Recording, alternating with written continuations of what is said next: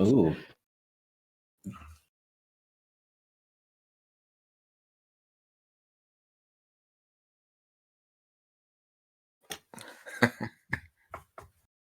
That's you. That's you. Get on it.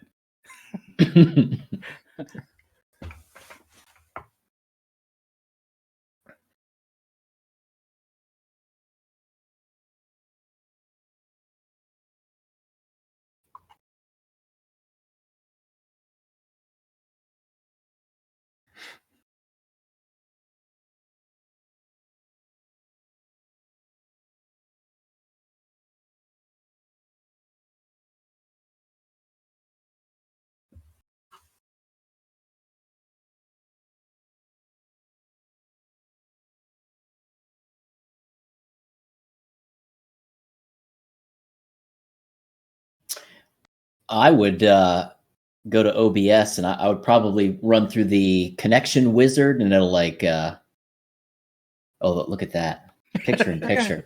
Wait, It's how did you get Australian, picture? I don't know. Oh, It's never mind. showing There it on is.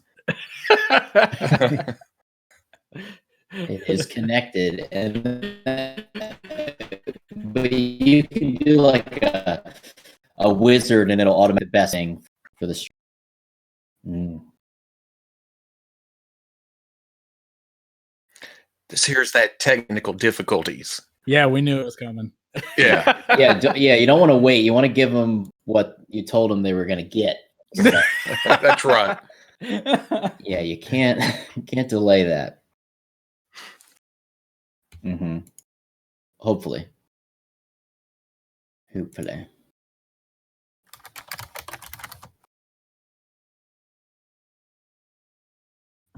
On the OBS side, could always. I mean, could try 720. It's always an option.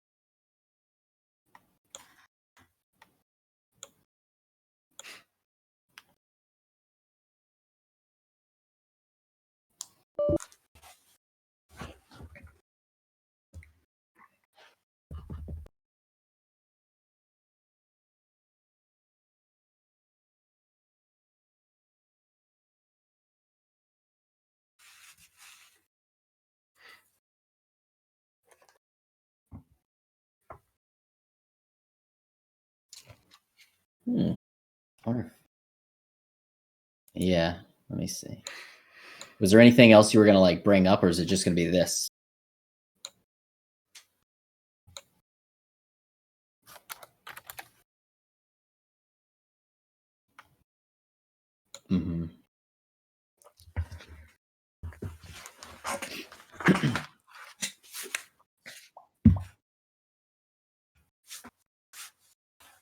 Oh, WrestleMania is starting now.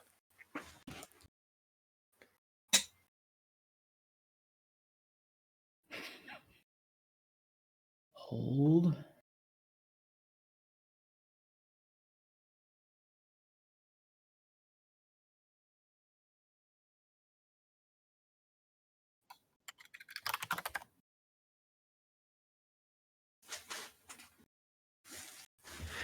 Well,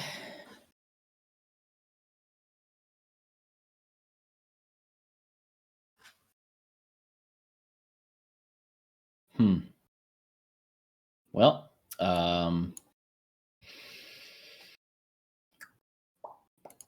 let me just see here.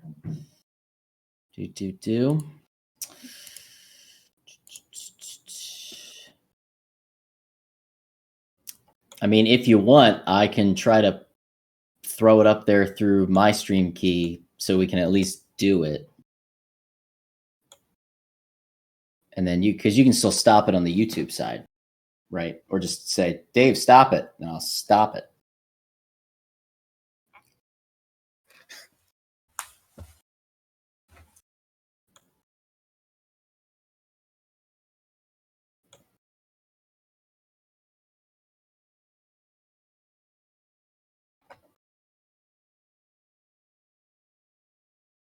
Mm-hmm.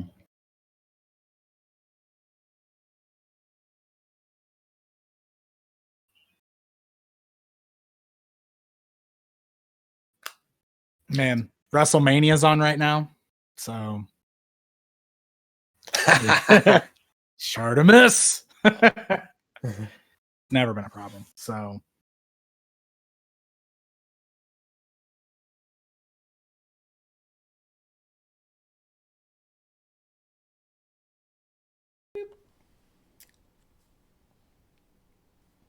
No idea what's going to happen. We're looking. Yeah. What's going on? Something's playing. Oh, now everybody moved. Yeah, everybody moved. We get reshuffled. Oh, it went away again. Oh, it's gone. And it's back. it's gone. It's back. It's here. Yeah. Suspense is killing me. Are we on? It's No, playing. somebody just said they can hear Dan, Ellen, Greg. Oh, that's us. Mm. I think that worked. All right, let's throw it out to the chat. Chat, can anybody hear? Can everybody hear?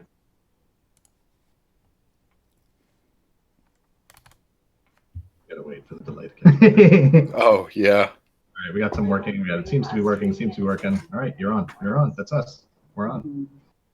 Okay. I'm gonna switch over to watching that chat. Yeah, that's fine. Awesome. All right. Promised technical difficulties delivered early. The rest here on out. We can do whatever we want. Sky's the limit. Sound off, loud and clear. It's good. All right. Laser Pants, thanks again. Let's kick this off. This is our Toy Galaxy 5-year anniversary. I want to thank PixelDan for joining us. Give him a wave, if you can hear me. All right, good. You didn't wave. I want to thank GameDave for joining us. Thank you. He's my top left, your bottom right. And I want to thank Robo from the Fwoosh for joining us as well. Hey, everybody. Right, good stuff. So now that we've got the technical difficulties out of the way, I gotta go get a drink. all right, he's gonna go drink. He didn't even drink before this episode. This is we've finally driven him to drink. Fine. We're gonna go one at a time here. Dan, I'll start with you. How's it going? How's it been lately? How you doing? And we lost Dan. Oh, So Dan's out. That's how his day's going. Oh. Back in. Robo, I'm gonna go to you here. While Dan comes back in. How's it been being in self-isolation? you know what? I think people hate it when I say it, but it's not much different than my usual day. You know, I'm usually home, so. So it hasn't interrupted your production schedule in any way? No. Mail gets slow a little bit here and there, but other than that, Yeah. same schedule. All right, Dave, how about you? How's isolation been treating you? It's been stressful because I'm a teacher.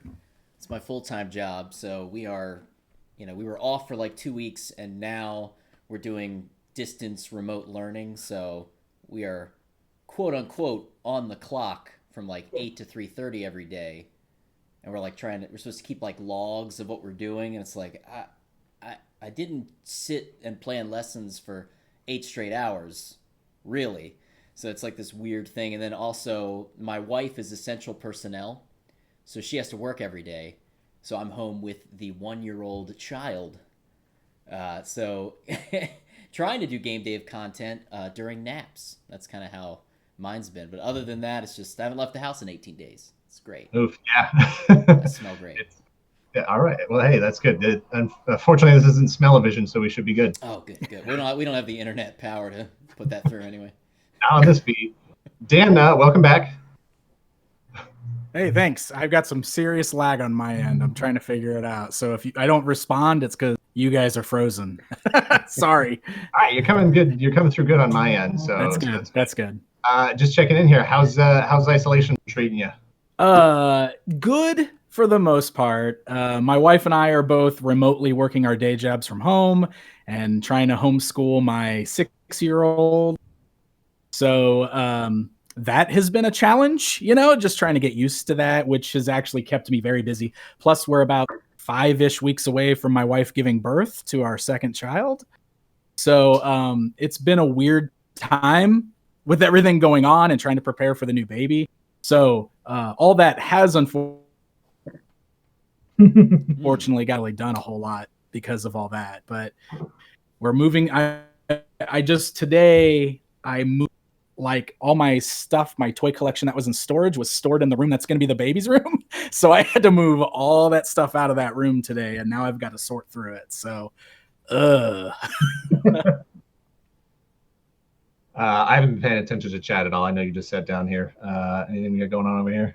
Everybody checking in. How's it going? You guys rock. Congrats. 5th anniversary. Good stuff. Yeah, I mean, look, technically, it's probably going to be a little bit iffy for the rest of the stream. I just want chat to know, we're doing the best we can, but the lag and the internet and everybody's different devices and everything like that it's not going to be the smoothest thing in the world. But seems consistent now, I think. Okay. Okay. Yeah. So I'll kick this one off. As far as collecting goes, we talked a little bit about it on the last stream that we did, and how collecting just doesn't really seem like the number one priority right now. Yet we're all involved in collecting stuff in this whole genre of nostalgia entertainment and stuff. Is this changing how you're actually going about your day-to-day, week-to-week activities as far as product acquisition, finding stuff, getting stuff, looking for stuff, enjoyment of stuff? What do you think, Robo? It's definitely cut out my hunting a lot. But it's also I've been doing a lot more eBay buying. Just sitting here, But other than that, I can't just go out and get something, or I don't want to go out and just get something, But nope. Again, it hasn't affected much on my end. I still get stuff from overseas, and Amazon told me it would be a month, and they shipped it, and I already have it today. So you never know where it's going. Are you Yeah, I was surprised that down everything? Boxes? I'm leaving it somewhere else for a day or two, and then wiping down a little bit, but not too much. I probably should, I guess, now that you've said it out loud. So, well, you've usually got a lag of product anyway, right? You usually have a bunch of Yeah. stuff that you're sitting on, so it's usually a couple days lag anyway. yeah. I don't jump right into it. That way, it's a surprise for me too. Yeah. How about you, Dave? Not major. It's funny. So the last day of work, we were at the school. We're on our lunch break. We're like, are they gonna cancel school for the next couple weeks? Because we had heard rumors that might happen, and I was in talks with someone to go look at an arcade machine. And I've had one arcade machine. I have a Ms. Pac-Man Galaga that I got many, many years ago, because I was like, I don't want to get into the arcade machine collecting scene, because it's like working on cars at some point. Yeah. It takes up so much space. But Facebook Marketplace, sometimes you get a little antsy and you start looking, and I saw a Mortal Kombat machine that was clearly a converted machine, but I mean, it's the original Mortal Kombat. It's iconic. And I was like, the price was good. So my coworker and I, the gym teacher at our school, he has a truck. I don't have a truck. Okay, I have a Sentra. All right, I'm not a truck type. Look at me. So we borrowed the truck.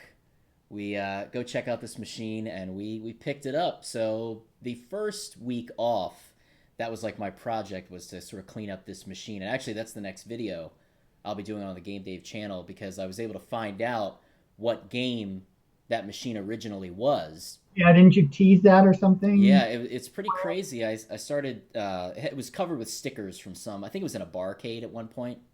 So I started to scrape the stickers off. And some of it was spray painted black or something, and the black started to come off, and I saw a graphic. It wasn't just, wood underneath. And then I scraped some more, and I was like, that looks like the Taito graphic design. So then I was like, I'm going to strip all this paint off, and it was like preserved under this paint, the original graphics. And so you'll find out what game it was in the video. But other than that, yeah, there it is. It's a pro. Exclusive. Should have worn my GameDave shirt. So, well, he's been doing YouTube for how long now? GameDave, actually, this is crazy. I created the GameDave YouTube channel on April 4th of 2013. So look at that, 7 years ago. But I didn't post anything that day. But on the toy side, I was sharing with old PG Greg there that I have a very specific, see you, Dan, too boring for him. This story, man, he's heard it 1,000 times. He's like, yeah, Dave told me this yesterday. I'm here for toy content. I came here for that sweet game. Yeah, I don't want to hear Dave talk about toys. But very specific franchises I'll collect for, like Ghostbusters stuff, Back to the Future stuff, Beetlejuice stuff, Keaton Batman stuff. And I've been getting back into the darn mini-mates. They've got me back in their dirty grasp. Even though I'm not collecting any of the new ones, just slowly collecting all of the Ghostbusters ones, because that line is so stupid. Like you think, as far as like the coverage, heck yeah. Yeah, it's like I really wish that they would release an action figure from Ghostbusters 2 of one of the Titanic ghosts.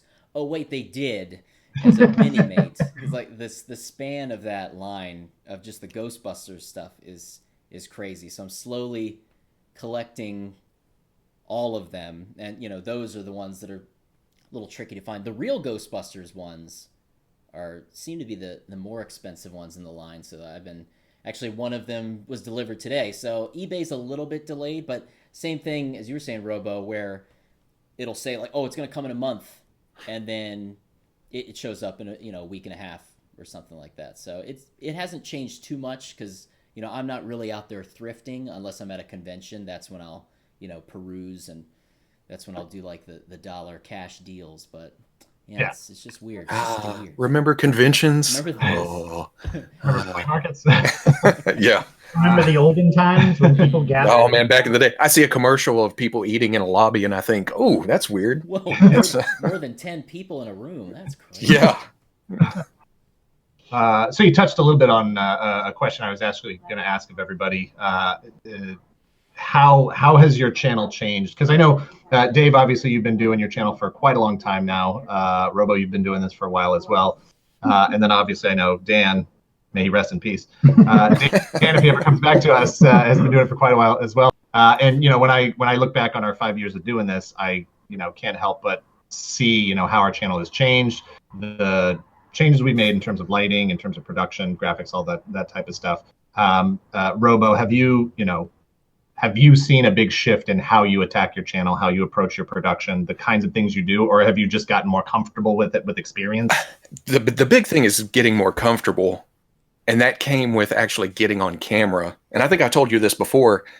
I was just trying to rock along with just the hands, holding toys, and that's how I review. But I saw your channel, and you were up in front of the camera talking about toys, and I thought, I should try that. And then after that, everything kind of fell in place. At least I feel like, more comfortable, just everything after that. Yeah, so you could sort of like be yourself, put a little bit more of your personality in. Yeah. I started out trying to hide my accent, trying not to get too weird about it. But then I thought, you know what, just have fun. And I feel like it's almost time for another change of some kind, somehow, something. You heard it here first, folks. I don't know what I'm going to do yet. Talk about coming full circle, because you say that seeing our channel kind of inspired you to sort of change your channel. When we were first creating our channel, and I was a big YouTube viewer, Dan not so much, but I was. And one of the channels, there were a lot, but one of the channels that I watched quite religiously and was a bit of an influence on how we did our channel was GameDave. Oh, really? So it comes all the way. We're just going down the line. And then you guys were like, all right, I'm going to do this dunk. Let me just step over GameDave and soar 4 to 5 times his subscribers. No, but it's true, because like when I first started watching YouTube and really got into YouTube, it was watching gaming videos. Right. So coming across channels like GameDave's, where he's in front of the camera talking to people and trying to give it a TV presentation, I was like, oh, you know what? Dan and I could probably do something like that. We could probably put something together like that looked like a TV show. If GameDave is doing it, we could probably handle that. If that guy's doing it, I mean, come on. Yeah, that's the one thing though. I don't talk about my original channel doesn't exist anymore, but talking about change, because it was 2000.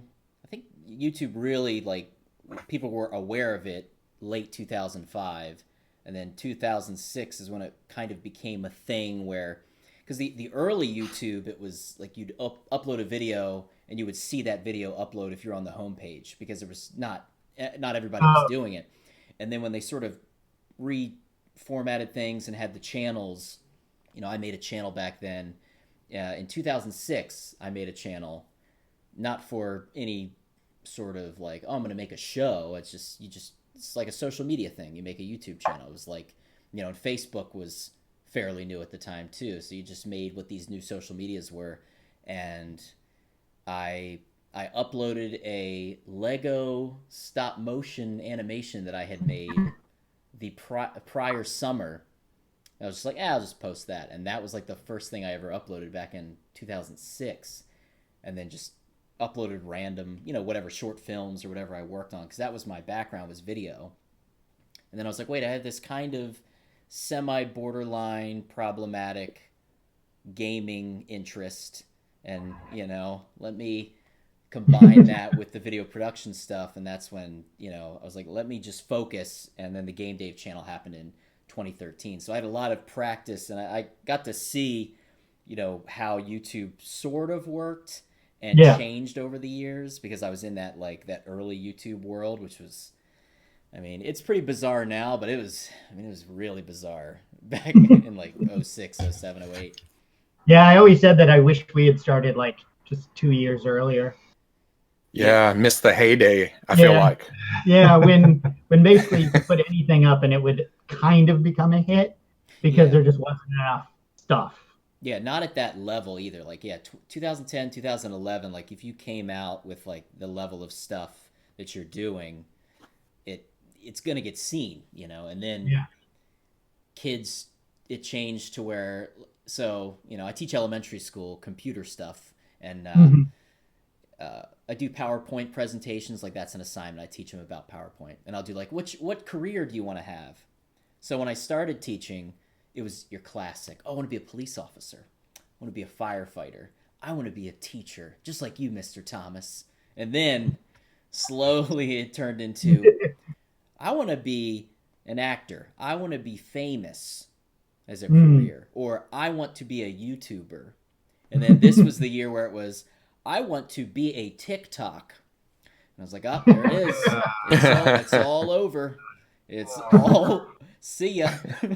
Yeah. I had a friend of mine's son sent me a note that said, when I grow up, I want to be a YouTuber like Dan. There it and is. I was like, okay. I hope it's a bigger deal then. I don't know. I hope you can make a living off of it. It's seen very differently. And I think when that started to happen, It's so to Dan, it's gonna seem like I've been talking this whole time because he left. Still going? Right back. Man, Dave. He has. It's just. I'm like, just sitting here waiting. Just like at Retro World Expo, Dave doesn't shut up. The end. Sorry, guys. I'm gonna try real hard to hang on here. I don't know. My internet is just going in and out real bad. It's completely understandable. It's obviously my internet is also shit in the bed right now too. So it's fine. So Dan, while we have you real quick, we were just talking about the way that your channel has changed. Not you specifically. We were sharing our own stories about how our channels have changed since we started. Have you seen, when you go back and look at your early channels? I recently saw one of your videos where you were doing, it was like I don't know if it was your first video, but it was like 2 knockoff ninjas. They were like dollar store ninjas or something like that. Looked like it was in your living room. That was my first video. It's real bad. That was my experimental phase. That's where I knew I wanted to do something on YouTube. I just didn't know what I wanted to do yet. So yeah, that was the whole idea there. I literally went to the dollar store, found the dumbest things I could find, came back with, I had like the mini DV camcorder that I had bought from Circuit City, if that tells you how long I've been doing. And I just made a dumb video where like I talked about how terrible those dollar store ninjas were. And I actually filmed it in my now wife's apartment living room. That was her apartment. We were just dating at the time. So yeah, it's pretty crazy stuff. Yeah, I was kind of experimenting, trying to figure out what I wanted to do. I was real big into watching a lot of the popular retro video game content at the time. Angry Video Game Nerd is obviously one of the biggest inspirations to me because I saw his videos. I found Screw Attack. I started watching all those videos. And that's kind of what made me want to do something. But I knew I needed to do something different than everybody else. And as a big toy fan, I naturally swung that direction and wanted to do something with toys on YouTube. And there wasn't really a lot of toy stuff on YouTube yet at the time because this was back in like 2007. Right. YouTube fairly new. So yeah, that's when I started kind of messing around and trying different things out. And I eventually stumbled into doing videos based on toys that were based on video games because I wanted to be adjacent to the stuff that was popular, which was the retro gaming content. Smart move. Yeah. So my angle was that I was going to talk about the toys that came from said video games, which is where my series From Pixels to Plastic came from, which is where the name PixelDan originates because of that show, which is how I ended up meeting a bunch of people like Dave.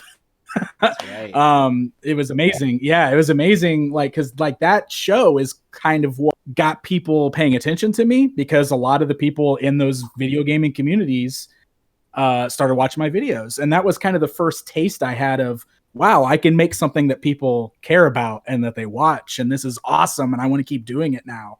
And that's where, so doing those videos is how I ended up getting hooked up with the guys over at Retroware TV. Because they were the first people to reach out to me and said, we love what you're doing. Can we start featuring your videos on our website? Because that was back when that mattered. You had to be on a website in order for people to watch your videos. Yeah. So that was a huge deal. And that drew a lot more eyes to me. That's where I met a lot of still close friends with today, like Norm, the gaming historian, because he and I both started at the same time. And we're both like literally trying to figure out our formats at the same time. And it's kind of amazing to see, especially Latin. It's awesome. I'm like super proud of that dude. So yeah, that's where I started. But once I got it going, it was one of those things where it was like, well, what else can I do now? What else can I talk about? Because obviously I have all these things I collect and I love, and I want to share my passion with all of those. So it was natural for me to go straight from that to talking about my He-Man toys. Because I had a ton of those already and I liked it a lot. So I started doing videos about the vintage He-Man figures. I did like a run of videos called The Many Versions of He-Man, where I just talked about all the He-Man variants that were released up to that point. There were a lot less of them back then. And then I did the same thing for Skeletor. And real soon after that is when the first Masters of the Universe Classics figure came out, King Grayskull. He was the San Diego exclusive. So it was like a brand new He-Man line was starting. And that's the first time I was like, well, I've got to talk about this brand new toy because this is exciting to me. It's something that I'm really excited. There's going to be a new He-Man toy line. So I got that new King Grayskull figure and I did a video on it. And after I put that online, that's when He-Man.org messaged me and they're like, hey, this is amazing. Can we start putting your videos on the front page of He-Man.org? Yeah, because they're always looking for content. Websites are always looking for content, and if you're looking for a place to showcase it, that's obviously the partnership you want to make. Exactly. So my stuff started going up there, and of course, I was already involved in that community. Had been for years. I had already known Val Staples, who runs that site. I had been on those message boards for years. So that was an honor for me, really, to be like featured on the main page. So as each of those new figures came out, of course, I did a new video for them. And it wasn't very long after doing that Mattel got a hold of me. And that's when Mattel was like, hey, what if we start sending these to you every month and you can do a video on them? And that is kind of like the turning point, really, for my channel, because that's where my channel really shifted to what I became most known for, I think, which was selling out, right? Yeah. Yes, that's it. PixelDan. That's it right there. That's what I became known for. But yeah, that's when I kind of switched to the like action figure reviews more than the other stuff, and I started doing that more forward, and have been like my two biggest things on my channel all these years because they're the things I love the most. So it's been a fun ride. It's been cool. So when you get the real Ghostbusters Kenner re-releases that were Walmart exclusive, I'm gonna need you to send your extras because I got my extras. All I got was a Stay Puft. That's all I was able to. Oh, really? Before they sold it. I pre-ordered the whole line that weekend of Toy Fair. It was crazy. 4 of them. I was sitting right next to Robo at the Hasbro thing when they revealed all that stuff, and instantly jumped online. Yeah, I was jealous. I was like, I'm not toy enough for this. Yeah. I've seen those. Those have popped up on eBay the past week or two, haven't they? I think people are finding them already somehow. Oh, really? In hand, 40, 50 bucks, 60 bucks, yeah. Somebody's already got a video of them online. Are those the re-releases or the new? The re-release. The reissues, the Kenner reissues, yeah. Okay. I need to get to Walmart. Yeah. Seems like a safe place to be right now. My favorite part about production is that like you can take a script, right? And like I'll spend a day on a script, and then we'll shoot it, and then like a video just comes out on the other end. Like I just, you know what I'm talking about? Where like you don't have to do anything. Like you shoot the video. Yeah, we love that. Yeah. just magically. Look at Robo, dude. That's bullshit. Flip this table right now. I was going to walk away, but I'm plugged in. Just love not having to edit. Love that. Hey, editing is my favorite part. Thankfully. Hey, so there's so I have this guest room, Greg. If you wanna move. Oh, good. There's a good question in the chat. It says, "Tell us about your T-shirts you're wearing, guys." That's from Knoptop. Knoptop. Who could that be, Dan? Oh, I know who that is. Greg knows. I do. That's one of the channels that I watched. Oh, that's one of my good buds, Knoptop. Yeah, I know. Yeah, so, I know. I've seen him on like one of your streams or something like that. Let's talk about our shirts. I'm just wearing a standard Captain America shirt here, just because it was cleaning on top of the pile. So put a lot of thought into that one.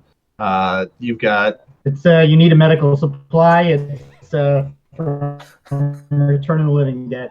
You need a. Yeah, that's good.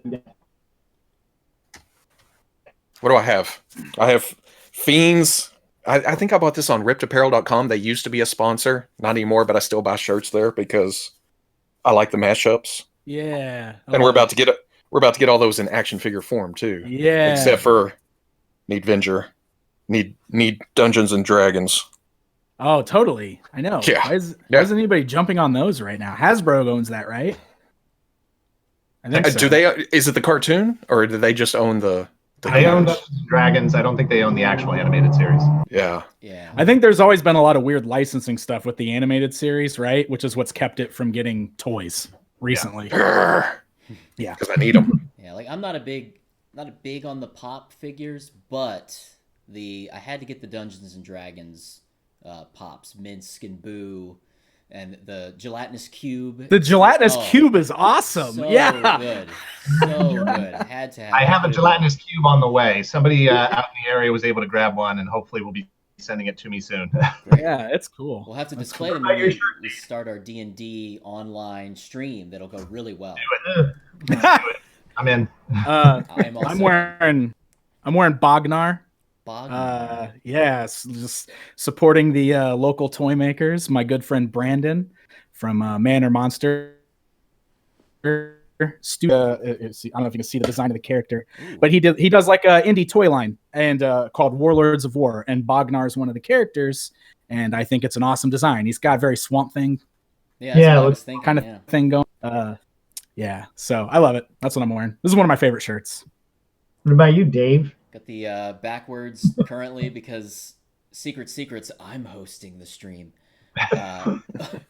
Y2K. The KY2. KY Survivor, also Y2K Survivor. So sliding right into the stream.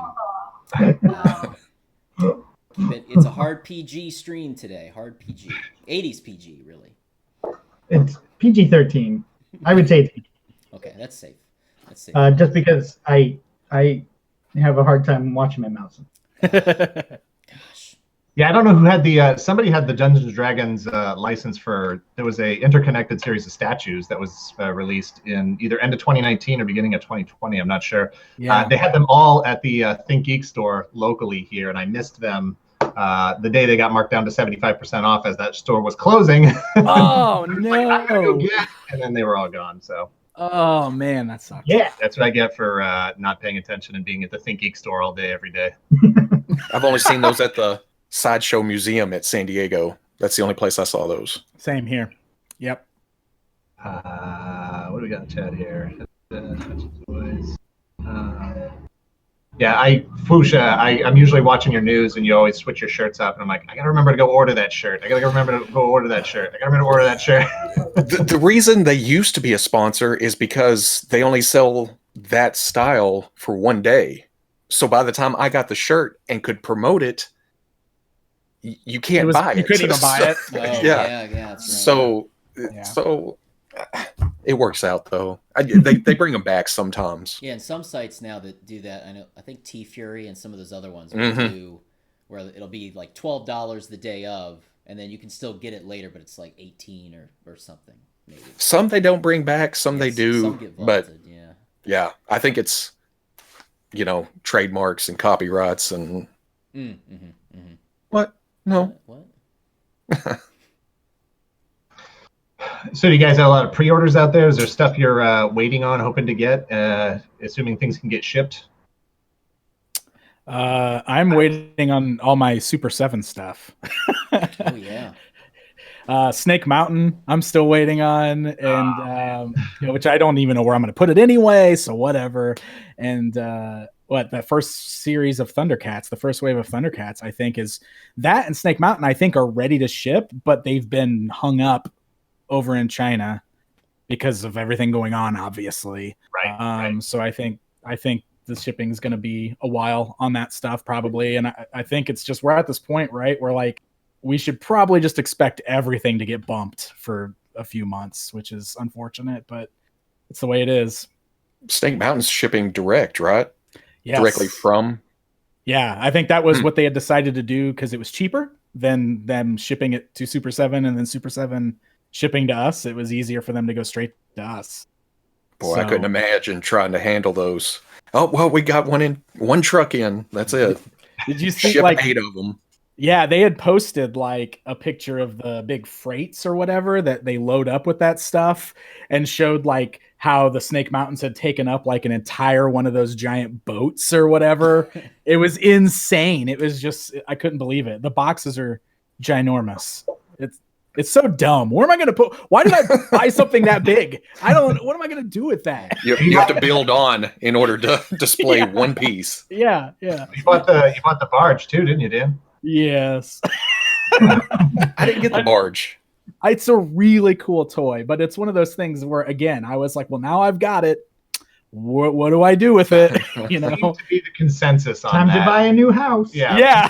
As I watched. from the videos I watched, there was a lot of like unboxing, show it off, show how you got it set up with like your vintage figures or your vintage collection figures or whatever, and then it was just like it never happened. Like it's just like everybody just doesn't know what to do with it, doesn't know where to put it, and I'm like, well, I don't know what to tell you. It's a tricky thing to display too, like I guess you can kind of equate it to something like the flag from G.I. Joe, because of the shape of it and the design and everything. Like, what's the best way to display that so you can even see it, and see what's going on it, and access it, and use up the space on it for your figures? Like, it's tough. I don't know. I haven't figured it out yet. Robo, you didn't get one, right? Nope, I didn't get that or Snake Mountain, but I got Unicron. Oh, you do have We got Unicron. Yeah. Dave, did you get any of those? I do. I have the Diamond Select Ghostbusters rooftop diorama. Okay. Oh, hey. That's Yeah. Oh, I substantial. don't have that either. I mean, they're not open, but I could build it if I opened them. Don't unless you got somewhere to put it. It's 'cause so big. Yeah, It's exactly. so big. Yeah. So what you're saying, Dan, is so big. So big. So big. So You saw that Unicron at New York, right, Robo? Oh yeah, and San Diego last year. I don't know what I'm going to do with it. I don't even open my Transformers yet. They're in boxes over here waiting for a spot. Aldous Xenon. Someday. Aldous Xenon said, anyone have the Lego Batman 89 Batmobile? Ooh, I wanted that thing, but I couldn't do it. no, I saw Kit just hit the mark to get made Really? Ooh. as for the fan vote. Somebody posted a picture of the Back to the Future DeLorean, the Lego one, the other day, and I was like, that looks terrible. I have it, and it's one of the worst ones. I'm more Really? excited about the Playmobil one. That thing. I know Yeah. you talked about in your video. Yeah. Looks toit. Yeah. I'm really impressed with the Playmobil vehicles that they've been Ghostbusters doing. line is crazy good. Yeah, well, and both of those Ectos are awesome. And now they've got the Scooby-Doo Mystery Machine is out. Mhm. Plus they've got the DeLorean coming out. Like with Playmobil, you can build out a pretty cool line of like Scenes and everything. Like you could do. yeah, well, I mean, I'm just talking about like if you only care about like these famous vehicles from all these pop culture Oh, yeah, things. you could have a whole set. The Playmobil ones are great toys that look like these actual vehicles. They So make it's really the cool. Kenner Ecto 1 look like hot dirty garbage. Like it's Well, crazy. Their firehouse is amazing too. Yeah, the fire aside from station. Yeah. Aside from the doors, it's Yeah. it's pretty awesome. Because I don't like because they pull up, right? They don't actually open like the original firehouse doors, aren't they? No. Oh yeah. It rolls up. It It does the rolls roll up. up because Yeah, they yeah, yeah. reused, I think, some prior machinery for that. They didn't want to make the swinging doors. But other than that, yes, because I have the Lego firehouse, which is stupid. It's just stupid. So I'm not setting that up. But the Playmobil one is like very, very playable. And the issue is my son, it's like, my wife's like, oh, now like all those, because you have all the Playmobil Ghostbusters that you can give them to him, right? And he can start opening them. I was like, no, I mean, he'll play with them. I'll buy him them. So he has an Ecto 1 of his own that he can open and chew and destroy. And, Daddy's stays on the shelf. That's just good parenting. You're making good choices. Parenting 2020 right here. Mike Case in the chat said he has a Unicron on order, but he has already filled the space intended for it. So requires you to stop collecting anything else in the meantime before that thing gets delivered. Yeah, or get another kid to move out. Yeah. Well, There you go. I need your room. You're out. So I know there's been a conversation regarding the Snake Eyes figure that just shipped from Hasbro. I know I mentioned it in our video how I'm not a box collector. That box, yes, thank you, Dan. I'm not a box collector, but they put a lot into that box, and if I'm going to keep a It's box, insane. It's I insane. guess that'll be the box I'm going to keep. But I know that I don't really keep boxes except for maybe some import stuff. Dan, do you keep boxes at all? No, I don't. And it's funny. We just had somebody ask that on Twitter yesterday, and I meant to answer. I saw Robo's answer. I'm pretty much the same as Robo. I pretty much throw away every box. Yeah. especially with what I do, since I'm making videos and stuff, I open everything anyway. Those boxes take up a lot of space. I obviously have exceptions for like I have a bunch of carded or box vintage master stuff because it's like I love the artwork. Different. Yeah, it's different. And I like the artwork on those, and those I feel like it's appropriate to collect. But new stuff, no, I trash it. I trash those boxes. But you're right. I was shocked at like how fancy this box is when I got this in the mail. Like, this is hard. Like, that's nuts. Did you get the mailing box and pick it up and think, oh, there's something else in here? Yeah, it was so heavy. I know. I wasn't. And then it's cool how they just had like the regular retail package is just like inside. But that's, I don't know. It's nice. I like it. Yeah, I'm not OCD particularly, but it does kick in a little OCD where I'm like, I can't not put those extra weapons back in the foam. Yeah. Weapons back in the foam because that's what they're there for. That's why they're there. I can't not put them in some other bin and then have those foam weapon-shaped gaps in that box in the closet. So I'm like, I got to find a place to display this box now that's easy access in case I need those weapons that I'm never going to use because they don't have any paint on them. I don't know. Yeah. Or get a suitcase, cut out a foam piece for that to put that in so you can close it up Custom. and then just open. Custom case. Yeah. I will say that's one time where I'm always tempted to keep boxes, is especially with a lot of the import stuff, figure arts or anything like that, where they come with a ton of interchangeable heads and pieces and extra hands, and you don't really know where those are going to go in your display.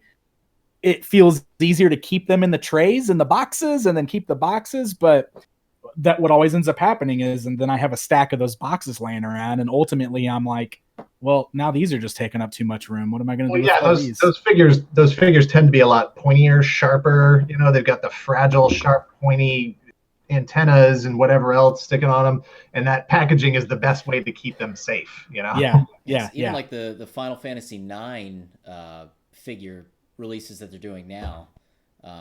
Dan, I don't know if you saw those from Square Direct, but they've been doing like these super detailed, with VV and Steiner and all the Final Fantasy IX figures, and they have so many accessories.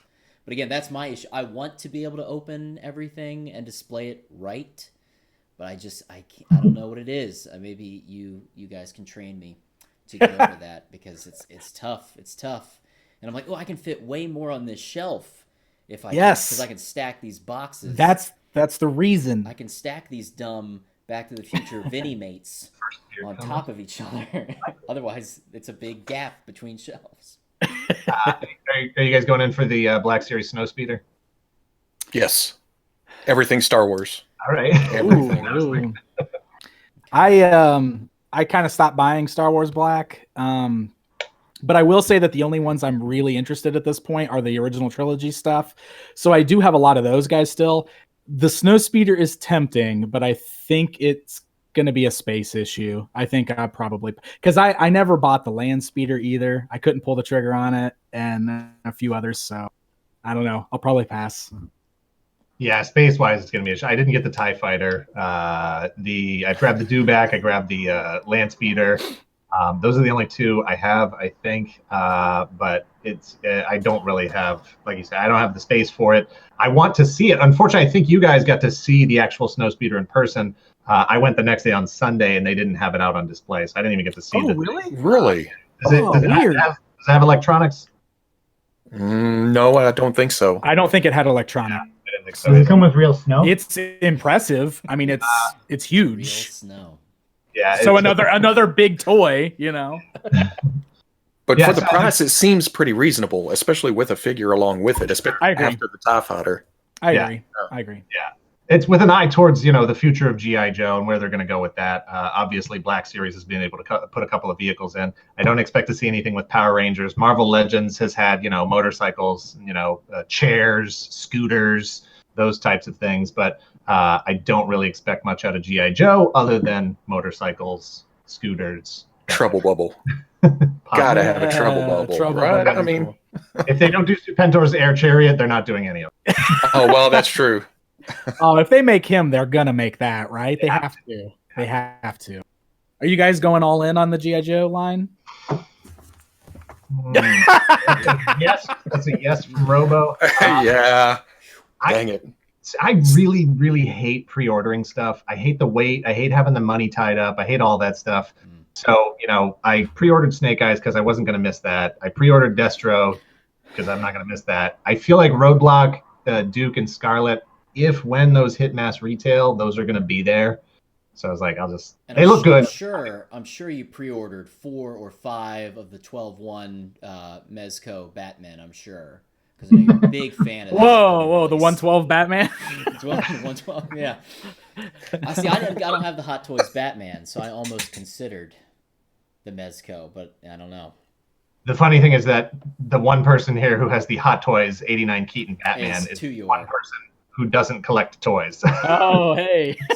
See? I don't know. I need a good Keaton. The only Keaton I have that's like high end is the Mezco, like the super deformed Keaton. I forgot what the name of it. Yeah. But with the I know which one you're eyes talking that about. can be adjusted. Yeah. I know which one you're talking about. That was a late night FYE purchase back when you could still go to the mall. I was like, wait, what? I love he had the very Keaton lips. Like they were so sculpted. I was like, oh yeah, that's Keaton. I gotta get it. Gotta have it. So did you pre-order the Mezco? The 112, I did not. That price so was just a little I didn't, and then I was like, you know what? I'm gonna wait, and I was like, if it sells out, then you'll go in. I will waitlist pre-order it. Because that way, if it doesn't go through, I'll be like, oh, I tried. It's okay. I don't feel I'll leave it to fate. And then if it goes through, I was like, well, I didn't think the wait list would go through. And then the credit card statement comes in. I got to explain it. I'm like, I didn't think it was a wait list. I thought I joined the wait list. I didn't actually know they would charge it. So that's my plan for the Mezco. Somebody's going to take this screenshot right here. Yeah, That's the snippet of this live stream, and they're going to be like... cut her internet off so she can... check that out. But yeah, like the Hasbro Pulse Ghostbusters, I had to pre-order all those, and then they're coming out with the Afterlife Spangler wand display that's like, replica, so I had to pre-order that. And isn't there an SH Figure Arts 1989 Batman? Yeah, that's what I was going to say. Yeah. I don't think the pre-order is even up for that yet, is it? I'll just do some Googling here. Yeah, I'm not sure. I know I get all my toy news from Robo, so if he's not on it, I don't know. Well, if I don't buy it, I completely just okay. I need you to put me in the thread so that you can keep me abreast of all of this stuff, because I'm gonna need to know when I can get that talk on Razar, please. Yeah. Oh yeah. When is that happening? Those are Walmart exclusives. Those come at the end of the year. I think. Oh, great! So that's gonna go really well for me. Just like Walmart exclusive. Yep. So Casey and Raph come first, right? Yes, they do. Yep, they're this summer. Hopefully, fingers crossed with everything that's going on. If you want to pre-order an extra set for somebody that you know, because I'm not good at the Walmart pre-orders. I always miss them. Yeah, I know. Like, I'm a little worried. At 4 p.m. and then it's like 3 days later at 8 in the morning. Yeah, I decided just to stick with my NECA Keaton Batman. The price point on the other two is like I can't. But I can't go. With the 1/4, the 1/4. No, just they did a 6-inch or 7-inch, whatever. What's 7 that? inch. Only with like a Blu-ray or something. Initially it was, but then they did a mass release. Oh, well, Toys R Us. Yeah, Toys R Us had it. Yeah. Caught me sleeping yet again. Here we are. R.I.P. Toys R Us. Yeah. I always see the Penguin, the big Penguin release. Yeah. Quarter scale. Yeah, we have finally we got an action figure store in the area, and now they can't do anything because of the good timing. That means they're closed now and probably not reopening. Yeah, it's great for a small business to start right now. They're called Their Action Figures. They are action figures. Oh, that's cool. I got a few things from there, but they always had the freaking quarter scale Penguin sitting up there, like always. Like it would be gone, and then they get another one in. I don't know who's trading in these Batman Returns Penguins, but they still I just couldn't justify the price. That's an ugly dude. In that Greg and I were talking about our love of Returns the other day. Gets a lot of hate. I don't know why. It's true. I do love Batman Returns. Not as much as the original Batman, but I really dislike the suit. Always have, always will. I hate the sort of- Shingles. Yeah, Two the mechanical. louvered doors. I always thought of it as louvered doors for the and it looks like armor, and I'm just like, why did you make that change? Like, Mhm. you left the Batmobile basically the same way. I think the Batmobile in Batman Returns is like 1.5 feet wider than the one in Batman, So but that otherwise it's the same Oh car. yeah, for the bat missile. Bat missile can come out. That's right. Yeah. But you made this change with the armor and the louvered doors so that he can vent his abs. I don't know. I want to see those pecs flap open. Yeah, I do like that was Jada. They make the diecast cars. Jada did they did a series called Jada Nano.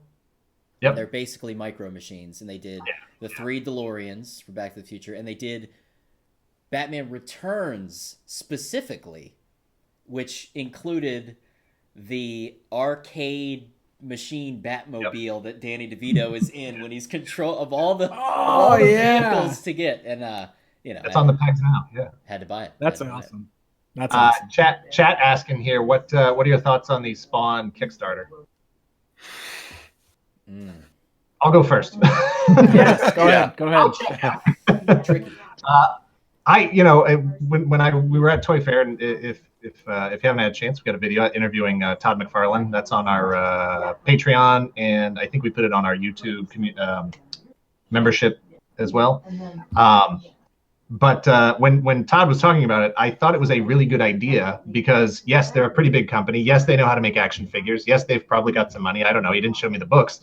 But I thought it was a pretty good idea to, at no risk to them, gauge interest in a line like that, put it out for essentially pre-order, even though Kickstarter is not a store, and allow the fans who really, really, really would like something like that to be able to get it and not have them be left with this glut of overproduced product where they lose a bunch of money on and kick it all out at clearance at the Walmart clearance rack or whatever. I thought it was a great idea, and especially when he talked about the other kinds of figures, the other lines that they might be able to extend or revisit from back in the day that they hadn't been able to finish off. I thought, this is all good news. How could anyone ever even have a problem with this? And then I found out that people had a problem with it. Yeah. Did you guys have any thoughts on that? Or Well, that's kind of the same way he explained it to me too. Because I also interviewed Todd McFarlane. Not to steal your thunder or anything. I bet we all probably have them, except for Dave, except for GameDave. He probably doesn't have one. Get on that, Dave. I love the original. Turn his mic off. Oh, sorry. The 90s Spawn movie's awesome. No, he explained it the exact same way to me in that interview, where he basically said that he even had some retailers coming out saying, "Oh, well, we want to carry a Spawn, but his whole explanation was he wants to gauge the market and gauge the audience, and he really did talk about bringing up like new figures from some of those old lines. He even brought up like dragons and stuff like that, like the old McFarlane Dragons line, doing new stuff for that. Tortured Souls. Yeah, he was bringing all that kind of stuff up. So I get it. I also know that there's a stigma with Kickstarter these days, especially with it's tough because while there are a lot of good intentions with a lot of Kickstarters where they're trying to kickstart a toy line and get something produced for the first time and stuff like that, there's also been a lot of really bad flops and failures and straight money grabs and stuff like that on Kickstarter. And I get it. I get why people are scared to use it, especially if it's just to pre-order a toy. So I don't know. It's tough. It's going to be interesting to see if this works for them the way he wants it to work. I thought it was really because he did the DC line in a similar fashion, where he was saying that like he's gauging the market right now with what kind of DC toys they want to buy by putting a little bit of everything out there. And then once he sees what of that sells, that's what he's going to focus on. And then he talked about how the biggest sellers by far were the Batman and the Justice Armored, or whatever the armored Superman was. He says those are the ones that we can't keep in stock. So obviously that's what people care about. So I want to do more weird stuff like that going forward. Exactly. So yeah, it's interesting to see the way they're handling all of this. What do you think, Robo? I can understand the business logic of it. and I see the comments of people going, "He has the money, just make them and sell them," you know. But on top of all that, with him starting the Kickstarter next week, I don't know how much of a good idea that would be as things are right now. That's a good point. That's a good point. And plus, it seemed like at Toy Fair, they didn't quite know what they were going to release. They know they want to do a homage to that first figure. Yeah. But they didn't know if it was going to be articulated, the size. It almost felt like Todd came up with this idea and we're just kind of rolling with it. Yeah. So, and that's what they kind of said, that Todd hasn't decided what he wants to do exactly. So I guess we'll see Wednesday. That's the impression I got, was that he throws ideas out at just, there's people who just run around behind him catching the ideas. You know? And they're like, which ones are we going to execute? I don't know. I lost like 4 of them down the hall. Yeah, it's an arcade. Todd, he may change his mind by next week. So I don't know. Exactly. Yeah. Hopefully it's something articulated, something interested in, you know? Yeah. More than likely he's moved on to 10 other projects and somebody else now has to execute Kickstarter. And I think it's neat. I hope it works out. Obviously there's a lot going on in terms of the industry right now, and shipping and production and costs and people's personal budgets. But I thought it was a great idea. I hope it works out. I think it's neat. I'd love to see him go ahead with it. I will say that it seems like the nostalgia for Spawn seems to be at a good place right now, because people went crazy for that Mortal Kombat release Spawn figure. Yeah. Like, you can't find it anywhere. It's all the pre-orders everywhere sold out. It's nuts. Yeah. So obviously people want new Spawn toys, right? Apparently we're at that point where we're ready for them. So it's been a little depressing to see how many comments I've come across where people were like, I didn't know Spawn was created by Todd McFarlane. I didn't know Spawn existed.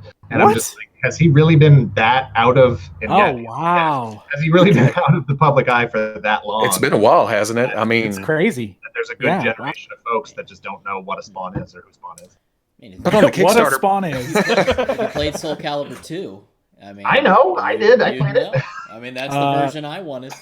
I had the GameCube one. I used Link. Oh, okay. Well, that's okay. I won't hold that against you. But for the Kickstarter, you should, I mean, if there's anybody that you could be confident that's going to actually produce something, if it's kicked, it would be McFarlane Toys, right? I mean, yeah, I would think somebody who's more prolific, like a prolific person who does a Kickstarter and they don't follow through, everybody's gonna be talking about it. Whereas if it's that's pretty much sinking your business. Right. Yes, a lesser known person is more likely to cash grab and disappear. So there is that sort of. I've given to some Kickstarters and they've always been successful. Have you guys ever given to a Kickstarter that was defunct or failed or anything like that? So I did the Mighty Number 9 one, and that was a bit of what is the term? Technical cluster. That's the one. That's the term. Cluster. That's probably one of the worst ones I've ever had personally. Yeah. Most of the stuff I've done have been fine. I mean, guys, the horse. The Shenmue one, obviously have had a lot of successful Kickstarters that I've backed, and the Boss Fight. I've done their Kickstarters, and obviously they always deliver. So yeah, I think having a name or a trustworthy source behind it obviously makes the difference. So hopefully if McFarlane can run a great Kickstarter and deliver on it, then hopefully that will set them up to be golden for whatever they want to do. I don't see why every I don't see why every toy company wouldn't jump in on it, especially after HasLab was able to do what they were able to do with their own sort of Kickstarter-ish funding. This is now 2 huge things that they've gotten funded. Huge things. Mattel, obviously, with Snake Mountain, or not Mattel, Super 7. Super 7, Snake Mountain, sort of a similar approach there. Yeah. But just trying to build up this, like, we're not going to actually put it into production until a certain number of people have committed to buying it. I don't see why Kickstarter's any different. And there's nothing to loss. I mean, if it doesn't go through, there's no money taken, and it's... Yeah, as long as you do the funded only if successful option or whatever. They're only out the production or the prototype stuff. Mm-hmm. So which they'd be out, not the actual tooling. Picked it up, Right. What was that question? I don't know. I didn't know you pointed to it. Somebody mentioned Matey Collector, the pirate funding thing. They The mentioned. Plunderlings. Somebody way back said, "Happy anniversary, guys! Love all your channels and content. Quick Marvel Legends question for the group: 70s, 80s, or 90s X-Men characters or versions you want to see released?" That's from Justin. I still need 80s You know how Rogue. far back he sat in his chair? That's my thinking lean. So My deep. thinking lean. This is totally a question for Robo, right? Deep. So deep. Put him last. He almost disappeared from frame. I need all of them is my problem, you know? Plus Ooh. 2000's what I need astonishing. So I want to be astonished. I want to finish You're in the wrong place for that. giant size first though. We need Yeah. Thunderbird, There you go. Banshee. Banshee would be awesome for sure. Mhm. Yeah, the 90s aesthetic, that whole Jim Lee look or the animated series look is my personal favorite, obviously, for the X-Men. I think a lot of people are in that same kind of place because depending on when we grew up. Right, So right. those are kind of my favorites to buy. So I've been pretty happy with a lot of the stuff they've been putting out recently. So I don't know. I don't have a lot of I was Outback and then Classic X-Men before around that time. So Sure. Yeah. I need a shirtless Colossus and Hey, there you torn up go. threads and half naked. I love it. Ooh, Are we talking hold on, let me about being half naked? here. Mutant Massacre is where I came in. So whatever the look, it was the sort of that transitional period where we're going up from one core X-Men team into the Outback X-Men. That's my core. I still need original armored Psylocke. Before she was Mm-hmm. Ninja. Yeah, shirtless Colossus, fine. I can make my own though, with the Marvel Select. Gateway would be great. A new long shot would be fine. All that stuff. Oh, Yeah, and yeah. then maybe The wish list is long. and then yeah, long, give me classic Excalibur. Yeah, they've already got Nightcrawler. I need a Megan. I need a new Captain Britain. I need Shadowcat. Shadowcat. Yeah, somebody with a widget. Just a couple. Just a couple.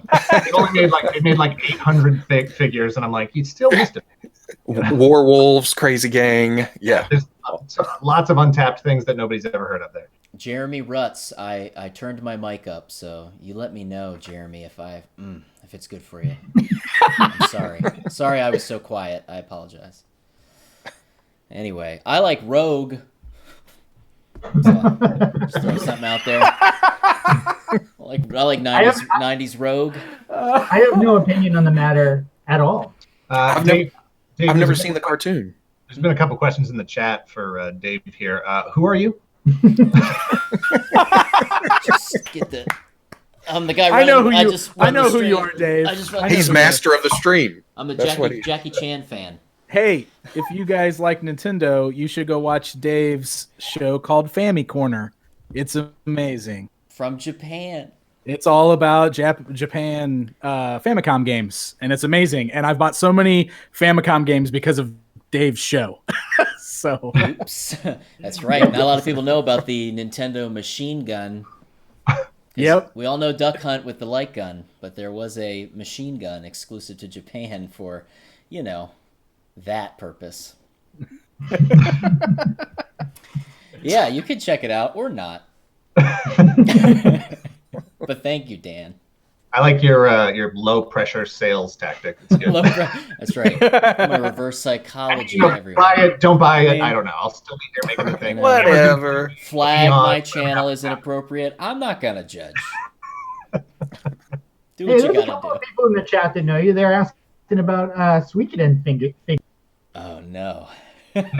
Yeah. I need to do my follow up Suikoden 2 retrospective that I teased 3-4 years ago. It's so Suikoden 2 is probably my favorite game of all time. So it's difficult. I'm sure you guys know this too. When something is so important to your nostalgia journey or your hobby, to then put it all out there in a video and to feel like you're not prepared enough to do it justice. It's that thing of, if I'm gonna do this retrospective video, everything has to be just so. So it's that thing of I started capturing footage for it, and then my capture situation got better over time. I was like, oh, I got to recapture everything because it's slightly higher quality now. This is that because you got to give it your all. If this is your favorite game of all time, GameDave, if that is your real name, how are you going to present your love for Suikoden 2? So one of these days, Suikoden 2 review will happen.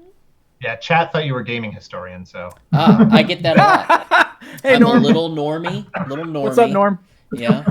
Yeah. See, now, so that's the advantage of the situation we have with two people. It's because it doesn't matter how much reverence Dan has for a subject. Mm-hmm. Not only do we put out a video, but I put stuff on the calendar, and whether he wants to do it or not, whether he thinks he's prepared or not, he just has to friggin' do it. Gotta get it done. Like I said, has to do Greg, it. Just like write I the said, video, because I'm going to be there at 5 to shoot it. there's a guest room right there, Greg. If you wanna, I need you to You just have come. to have it. I need you to come produce me. That's what I need you to do. I need it. I need you, Greg. It's becoming a very different stream. Some of our best work has been created under threat of my getting kicked off the channel. So. Nice. There's never been a threat of him getting kicked off. There's plenty of Dans out there that know about toys. All right, But there, You know that. I can replace it. Just put a face in front of the camera. Just read this. but there have certainly been some tense text message back and forth, and it was like, I'm going to be there in 2 hours, so. Don't tell him, but I've literally finished scripts while he was like knocking on my front door. And I was like, That's amazing. Yeah, no, I've That's always amazing. known. What's a script? Sometimes when you're all natural, Robo's all natural. That's right. you have notes, right, Robo? That's a lot of editing, though. Do you do like bullet points, or you just go off? Yeah, the bullet cuff? points. Bullet points. Well, reviews, I just open up and go. Right. Weekly, Word. yeah, I have bullet points. Word. Yeah. Yeah. But how much footage do you produce for your average for your average news? Like, do you use like 40% of your footage, 20% of your footage? Oh, to get 10 or 15, it's usually 30 or 45. I don't know what the mathemacating on that is. Oh, that's But I'm gonna start using that mathemacating. That's good. I like that. But yeah, I do a lot of cutting, or re-say that sentence. I'll come up with something, then I have to refine it on the fly, or try to. And see, I way overshoot, and that's what slows me down because like this arcade video is still not done because as I was working on it, I'm like, all right, I'm gonna strip this black paint off of this, which I've never done. So I got this stuff called Citrus Strip, which smells like it's like orange glow times 1,000. Smells delicious. It's indoor safe. Indoor safe. So I'm doing it in this small little. I was like, you know what? I should probably film a 4K time lapse of this just so I have it. So then I have like tons. So you have I have it. so many time lapses of me working on this machine. It's like, oh, I better record me lifting it back up in 4K. Let me set the camera up. So now I'm gonna have all this footage that will never be seen. That's what really slows me down. It's the overthinking, underthinking problem. We have Because you never know. You never know. Yeah, we You have never the know. schedule. We have the schedule, and we have 2 people. So we've talked about that a lot in the past, where it's like it doesn't matter if it's perfect because it has to go out. Mm-hmm. We have a schedule, and we're going to stick to it no matter what. So get it as good as you can. Like, I'm not a perfectionist. I'm a good enoughist. I get it doneist. Yeah, there's a number of times where it's like, well, it ain't perfect, and maybe we missed some stuff, but that's going out. That's going to go out. We're just going to have to deal with the consequences. Yeah, no. If I was left to my own means and I was editing the show, there'd be like 6 episodes out there. We wouldn't have put anything out because I would be fussing over every little thing and trying to get it right and trying to do whatever. And maybe I need to learn more about this. Maybe I need to do that. Maybe it wasn't even that funny, and I just would never put anything out. So that's definitely been a big part of our production is me not being responsible for anything. So. It is good to have somebody like in your corner. Like Noptop is, he and I we both started on YouTube way back, and he'll he's already texted me 3 times about the stream because he's always like checking up. He's like, you should talk about this. You should talk about that. Like he like long distance produces. Like, hey, where's that arcade machine video? Like he'll bust my chops, and sometimes I'll post a video out of spite to him because he's like, oh, he doesn't out of just spite. him. It's like, oh, I'll show him. I'll post a video. he doesn't think I'm gonna get a video done. You know what? I'm gonna do a video on this Final Fantasy VII remake demo, and I'm gonna get it out this weekend. I'll show him. I'm like, In your face, all my numbers went up. in your face. So now the viewers know that I make my content for one guy. That's not good. So let me ask this question then for you guys. So like obviously with Dan and Greg having like a schedule that they stick to, but like the rest of us, do you guys ever feel like the pressure to always have something up? Like always? Yep. Back, well, I don't know. It's been a few years ago. I felt like I had to do something every day. Yes. Or get something out there. Yes. But once I fell into a schedule of, well, it was Monday, Wednesday, Friday. Now it's Tuesday, Thursday, Saturday. I don't know. I feel like it's better to breathe a little bit in between. Yeah. I don't know if that's sound, but you well, know. I've been trying that too recently. Trying to put space between some of my videos because I feel like they perform better if there's like a day between them at least. Otherwise, especially doing what we do, Robo, because we Robo's gone. But like if we're doing like our regular toy reviews, you know, and we're reviewing like a brand new action figure, I feel like there's an expiration date views ago. Am I still here? I'm kind of cutting out a little bit. Good. You sound good. So I feel like because I do a mixture of content and I produce some videos that are more kind of the history type pieces on some of the vintage toy lines. And I find that those seem a little more evergreen. Like those will continuously get watched.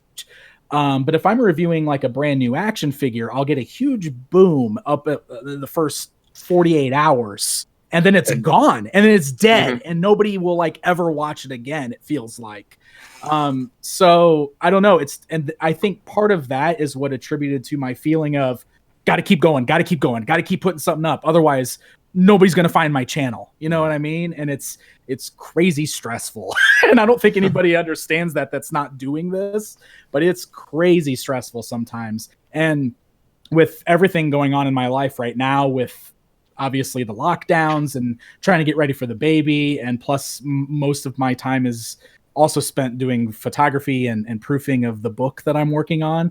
It's been really hard to keep producing content for my channel. And it stresses me out, man. Like it makes me feel like people are going to forget about me. And I know that's dumb, but that's the way I feel all the time. So I don't know if you guys have similar feelings or experiences with it. Yeah. Dave is Or it's just me. Just me. No, not just.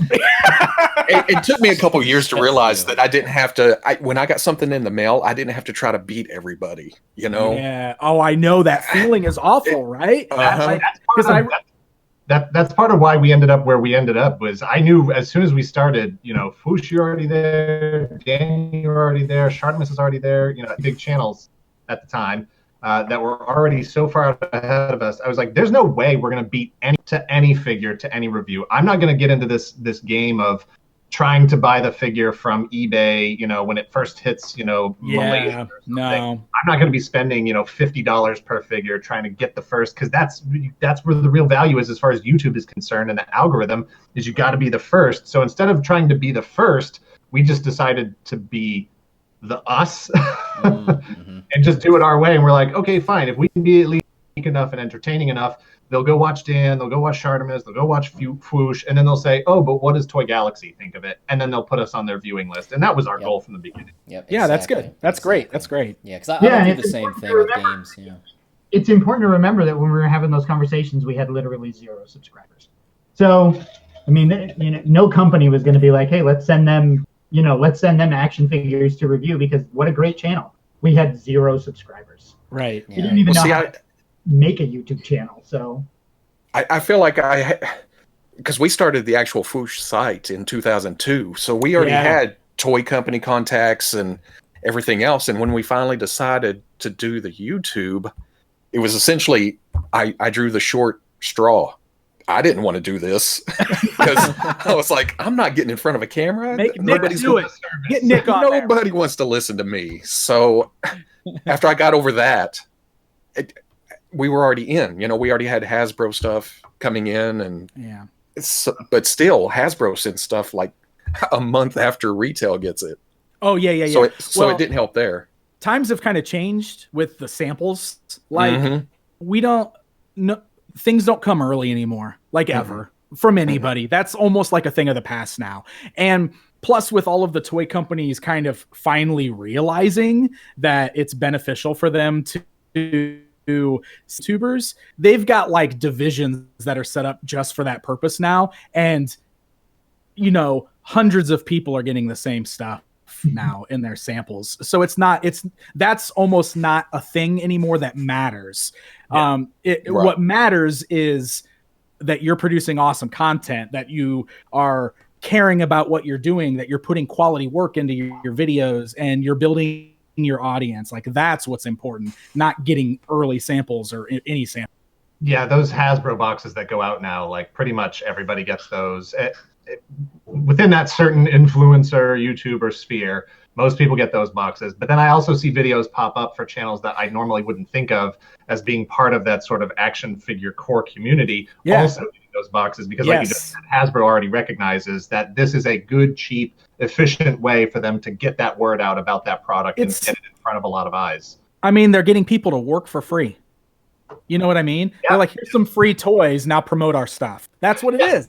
Well, and it's a two-way agreement, and we want the stuff to produce the content. They want to give us the stuff to produce the content. Exactly. It works. I mean, so. Yeah. And with gaming, it's a real pain, because if you are connected with a game company, you'll get a digital code 2 weeks before it comes out. Certain people. I'm not getting those. Well, I mean, I have some contacts, but my thing is I want to buy it physically. So I don't really want your digital code necessarily. But with the FF7 remake demo situation, you know, that came out and everybody was like, oh, I got to get my video reaction to the demo out that day. And I was like, you know what? I'm going to wait a week. It's sort of an experiment and see if that causes it to do poorly. It's like, oh, GameDave's talking about the FF7 remake demo a week later. You know, is anybody going to watch it? And it's performed better than my other 2 videos in the last month. And it's that thing, just like you guys said, people want to hear what I have to say about it. Exactly. Because there's a lot of different thoughts. See? Yeah. See? That's one view. One. Well, and that totally ties to what everybody gets one. You guys were saying too about trying not to be first, not worrying about being first, because I had to really like convince myself that wasn't important at some point too, because you know, specifically like back when it was a bigger deal to get the Masters Classics figures in the mail, I know like I was getting them and Nick at Fwoosh was getting them. A couple people were getting them. And it really did feel like one of those things where I was like, I got to get on this as fast as possible so people come watch mine. But I realized that I was putting unnecessary pressure on myself eventually, because the cool thing is like I've built an audience at this point. I've built a good reputation that people care about what I have to say about it, regardless of when I put it up, and I still get the views, and that's awesome. So that's just one of those things that proves that like it's more important to worry about like the work you're putting into it and actually focusing on building your channel and building your audience rather than being the guy that has it first. Yeah, exactly. It's a hard bump to get over. It's hard to. It is. Yourself. But it is a whole lot less stressful. You're like, oh, I got this today. Yeah. I'm going to shoot that Monday. Yeah. I'll get to it. I can think about it. Yeah, and your content's just going to get better by not stressing, because then you're putting out... the time editing. Yeah, spend a little more time on it. View this turd that I pushed out first. I want the turd. I know it's a turd, but I got that turd before everybody else's. Yeah, so you just got to... Because then you don't love what you're doing, and everybody will know. Exactly. That's the thing. Dan man. seems off in this video. I was just look at his knees bend. See you next time. Hey guys. Yeah, and you get comments like that, like, "Hey, it seemed off in this one," or "Are you mad?" Or I just I'm mad at the system. I think that's the advice I always try to give to people, because that's the question I get asked all the time at panels and stuff. Like, how do I start doing this, or how do I get where you're at with YouTube? And I always tell people, like, you just have to do it. Like, you have to just start on your own. Don't worry about trying to get somebody to send you toys. Don't worry about trying to, get contacts. Like, the most important thing is to start making content and care about what you're talking about, because your passion shines through. And that's how you get people to care about your videos, because they can tell when you care, and that's what makes them care. So that's the best advice I can always give people. Try to be as comfortable as possible. Yeah. Don't force it. Don't force it. Yes. Yeah. Don't force it. Yeah. Just share your true passions with people. That's what made YouTube in the beginning, right? That's what this whole platform was supposed to be about, is people sharing their passions with other people who had shared interests. So use that method, man. Method man. Method man. Use the method man. How dare you ruin that sincere, genuine moment Dang it. with a Method Man reference. That's my superpower. It got a little too heavy in here. We need a little levity. In the chat here, Yokai Customs wants to know that now that we are in the future of 2020, that's me paraphrasing. Do you think about Kappa? Has Kappa affected you in any way? Is it anything? For us, I can tell you that we weren't worried about it going in. It hasn't touched us. It doesn't affect us because we do not make content for kids. That's it. No, that's good. So for me, I obviously about it a lot up front. Part of my problem specifically is that I do cover a lot of stuff that could be construed as stuff that kids care about. I cover a lot of Ninja Turtle stuff on my channel. Specifically, I reviewed all the 2012 figures, which had a massive kid following along with a collector following. And when they rolled out that initial test where they started automatically marking things on your channel as for kids, anything on my channel that was Ninja Turtles was automatically flipped as for kids. Anything, no matter what Turtles video it was, even the NECA ones flipped as for kids. And it was obviously because it was looking at the word Ninja Turtles probably, or something like that. And it just assumed, we had a bunch. Yeah, so it just assumed that they were for kids. So I was stressing, I was worried about it. But I do feel like that it was good that the community came together the way they did. We got all those signatures to the FTC, all those comments that were left to them. I think it did kind of force everybody to really look at it closer and understand that it's not just like a blanket you can throw out there and say everything that's a cartoon or a comic book is automatically a kid's thing. Like, obviously that's not the case. Well, and I think you were in a unique position where your content that you were producing, some of it actually was, more kid focused. The figures you were reviewing and the way that you were reviewing them would have been absolutely appropriate for a younger audience. And then some of the stuff you were reviewing was more appropriate for a more adult collector audience. I don't mean that you're producing adult mature videos. You're just producing more, so your content was more straddling that line. Okay, over here. Sure. So I'm a family friendly channel, and that's by choice. So are we. Right. Yes, but family friendly doesn't mean for kids, right? Correct. Like, just because you don't swear in your videos doesn't mean that you're only for children. That's right. Like, my videos are safe that kids could watch, and there are probably topics that kids are interested in. Yeah. But it is not made specifically for children and children alone. And that's the video. That's the key. Like, you can make the argument that football on TV is something that kids are interested in, but that's obviously not something that's in danger of being for kids, right? So that's that weird distinction that we had to hope that YouTube was going to understand. And I will say that so far, I've been very lucky. I haven't had any problems since it all rolled out. In fact, none of my stuff has been marked as for kids since. They haven't manually done that to me.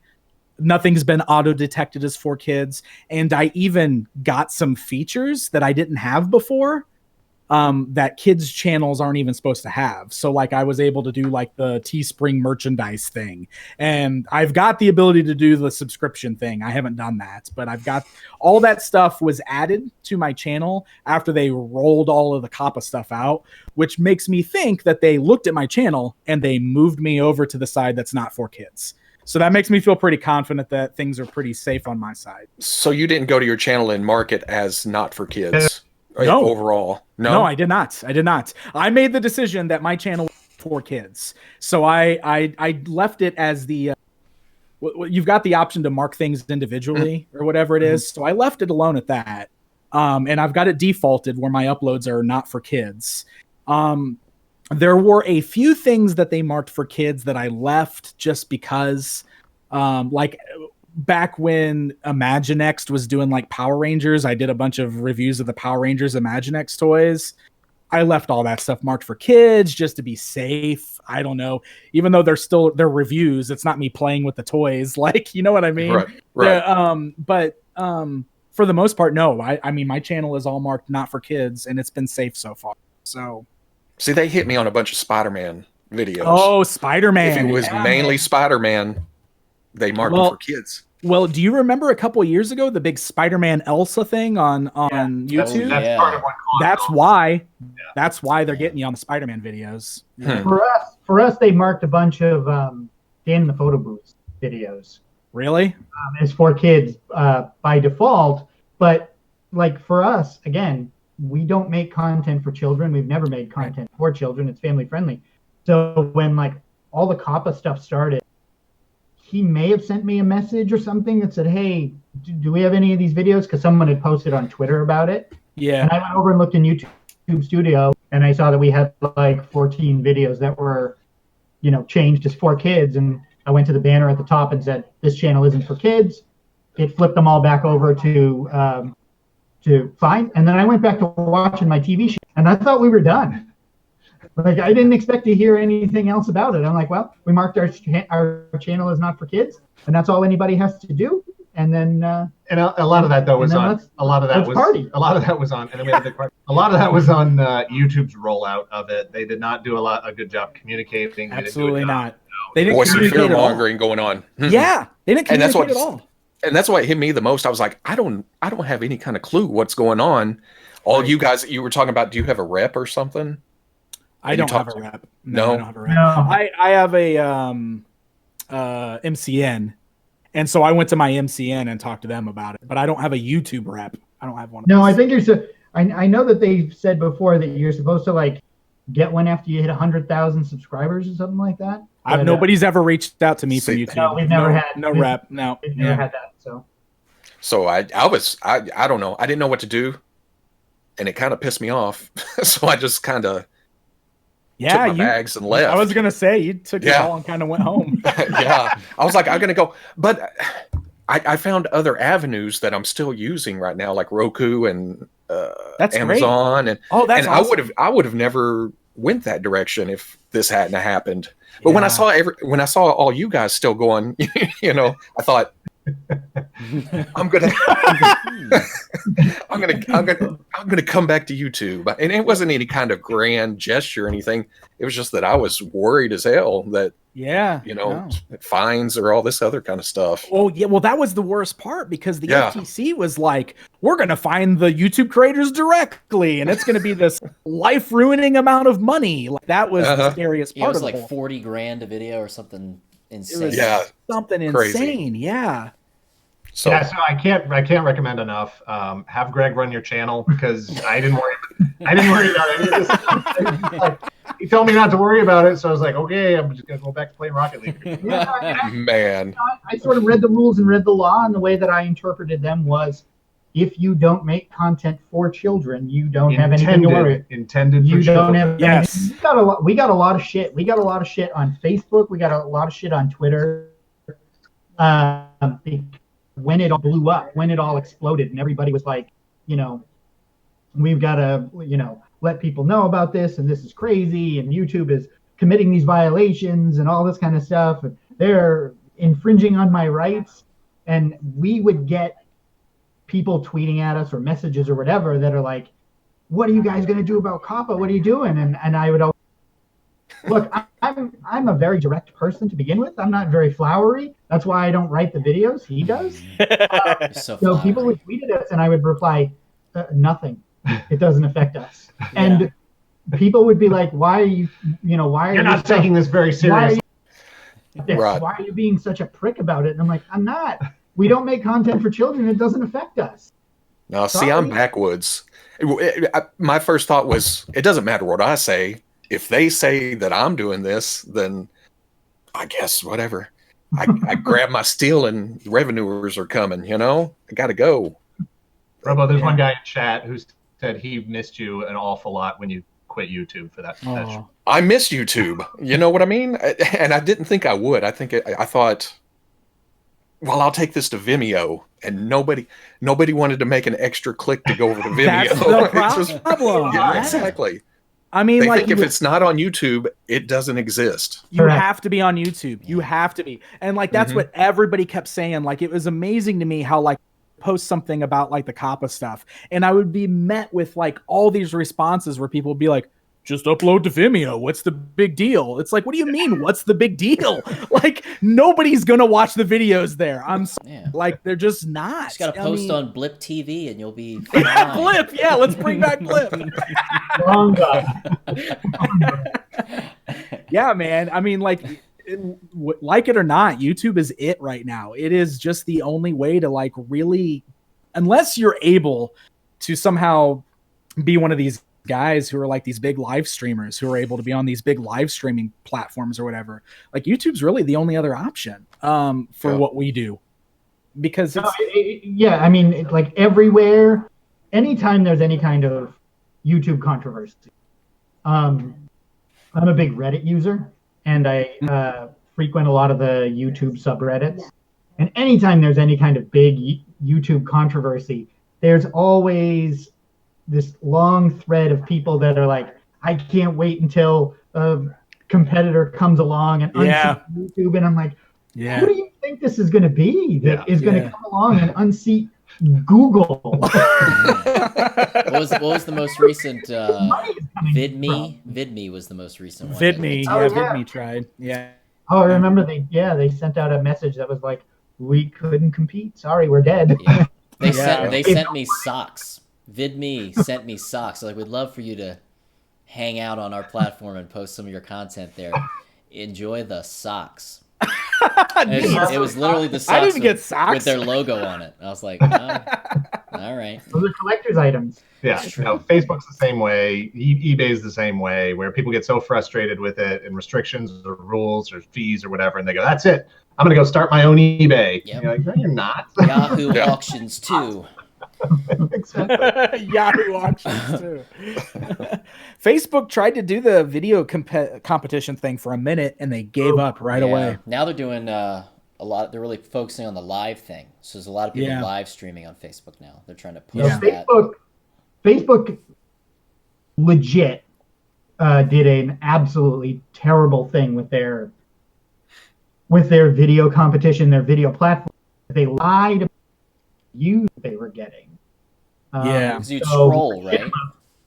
Machinima, for instance, they put all of their, what was left of Machinima, put all of their focus into Facebook Live or Facebook Video because They believe the numbers. they believed that the numbers that they were getting from Facebook were worth it for them. And Facebook had just totally lied about the actual numbers and the actual views. That's and awful. Machinima is out of business now because Ugh, they get wrong. that sucks. Yeah. Yeah. I did they did some sort of like a partner program or something Facebook did when they were trying to launch it, and like they invited me into that. Yeah. And so I started uploading. Basically what I started doing is I was just kind of, after something I had already posted on YouTube, I would go ahead and do the upload to Facebook, because what they were doing is they were basically offering you like a dollar amount for 2 or 3 videos per month is what they were doing. Plus then you could do ad revenue on it too. So I was like, well, I'll give it a shot. And I did it for like their little program or whatever. But the views were, like they would show like these high view numbers on my videos, but they were earning like 10 cents. You know what I mean? And I was just like, what's about the views? Yeah, I they was were like, what's counting- going on over here? Yeah. What's going on? Somebody who Like- scrolls through their feed because they would autoplay, and as Yes. it went by, it's like, oh, that's a view, and it's gone. Yeah. So it's like they would see Yeah. it for 2 seconds. Because I know Norm did it too, didn't he? Norm did it too. Yep. Yep. He was also he was live streaming on there for a while. Right. And he had stopped doing that because he was part of their streaming program. Like Oh that. yeah, remember? And Pat, him and Gerard and Pat kept being like, "Who's your contact?" Oh, Pat. Hey, Pat. I want to get on that. We love you, Pat. Yeah, but Norm and Gerard were both on there, I think, and they were both doing the live thing on there. But they're not. Neither one of them are anymore. They stopped, I think. Yeah, I haven't So, seen anything. yeah, that whole Facebook video thing did not pan out. Cluster. So another Facebook cluster. can't compete with Google. I don't know who these commenters think is going to be making the next. So, yeah. I don't know where this big company with all this money is coming from. Like, Yeah. I don't know. it's I do Google's playground, and we have to follow the rules. And I do see on the comments, I do appreciate the people that did come over to Vimeo and watch. Yeah, that's I awesome. said it like, well, it was 0 views. It was, but it was nothing like YouTube. You know what I mean? Yeah. Right. No, that's awesome that we do have the audiences that follow us, but it's weird too because we do rely on a lot to watch our videos, right? Like if any one of us looked at our numbers and the percentage of views from non-subscribers, it's probably a lot higher than the percentage from your subscribers, right? I know that is on mine. It always has been. Yeah. So Probably. weird. Have you ever checked? No. Really? It's called analytics. Yeah, that's it. That's what it's called. Push that button on YouTube. You can look Well, it up. Just type it in a search. I don't look at them. It's a bit of an ego check to find out exactly how many of your fans will follow you to another platform. Sometimes you just don't want to know. You know, you stick it. You know that they can show up. Yeah. You don't want to know. You don't want to know how many people setting up one more account and clicking on one more button is a bridge too far to stay in touch with the content. To see the, So I the like percentage. Not enough to fill out another registration form. Right. Not the only comment I see from YouTube is usually, "Hey, more people are watching this when we recommend it to them." Yeah, right. Well, Interesting. thanks, YouTube. Who knew? Dude, I hate those little messages on there. Yeah. Yeah. Like But- if you get on your they got an app. Do you have the YouTube Studio app? Yes. Yeah, it'll be like this video you is can doing get on there. better this week. Keep going. Yeah. You get on your YouTube Studio, and the first thing is your current video is not performing as well as your. it'll have like several- an arrow pointing down. yeah, like a big arrow pointing down. It's like what? You Oh better my get that watch time up, you. yeah. People don't seem to care about your content. You This might week. want to change that thumbnail. Was your mouth open in that thumbnail? No? Well. There's the views. Question from the chat here. Marvel at My Toys was asking about collabs and how you approach collabs. First off, have you guys all done collabs before? I know, Dan, we've done one with you. I've done a couple with you, Dan. Dave, Yeah. we've done one with you. Fwoosh, we're getting around to it.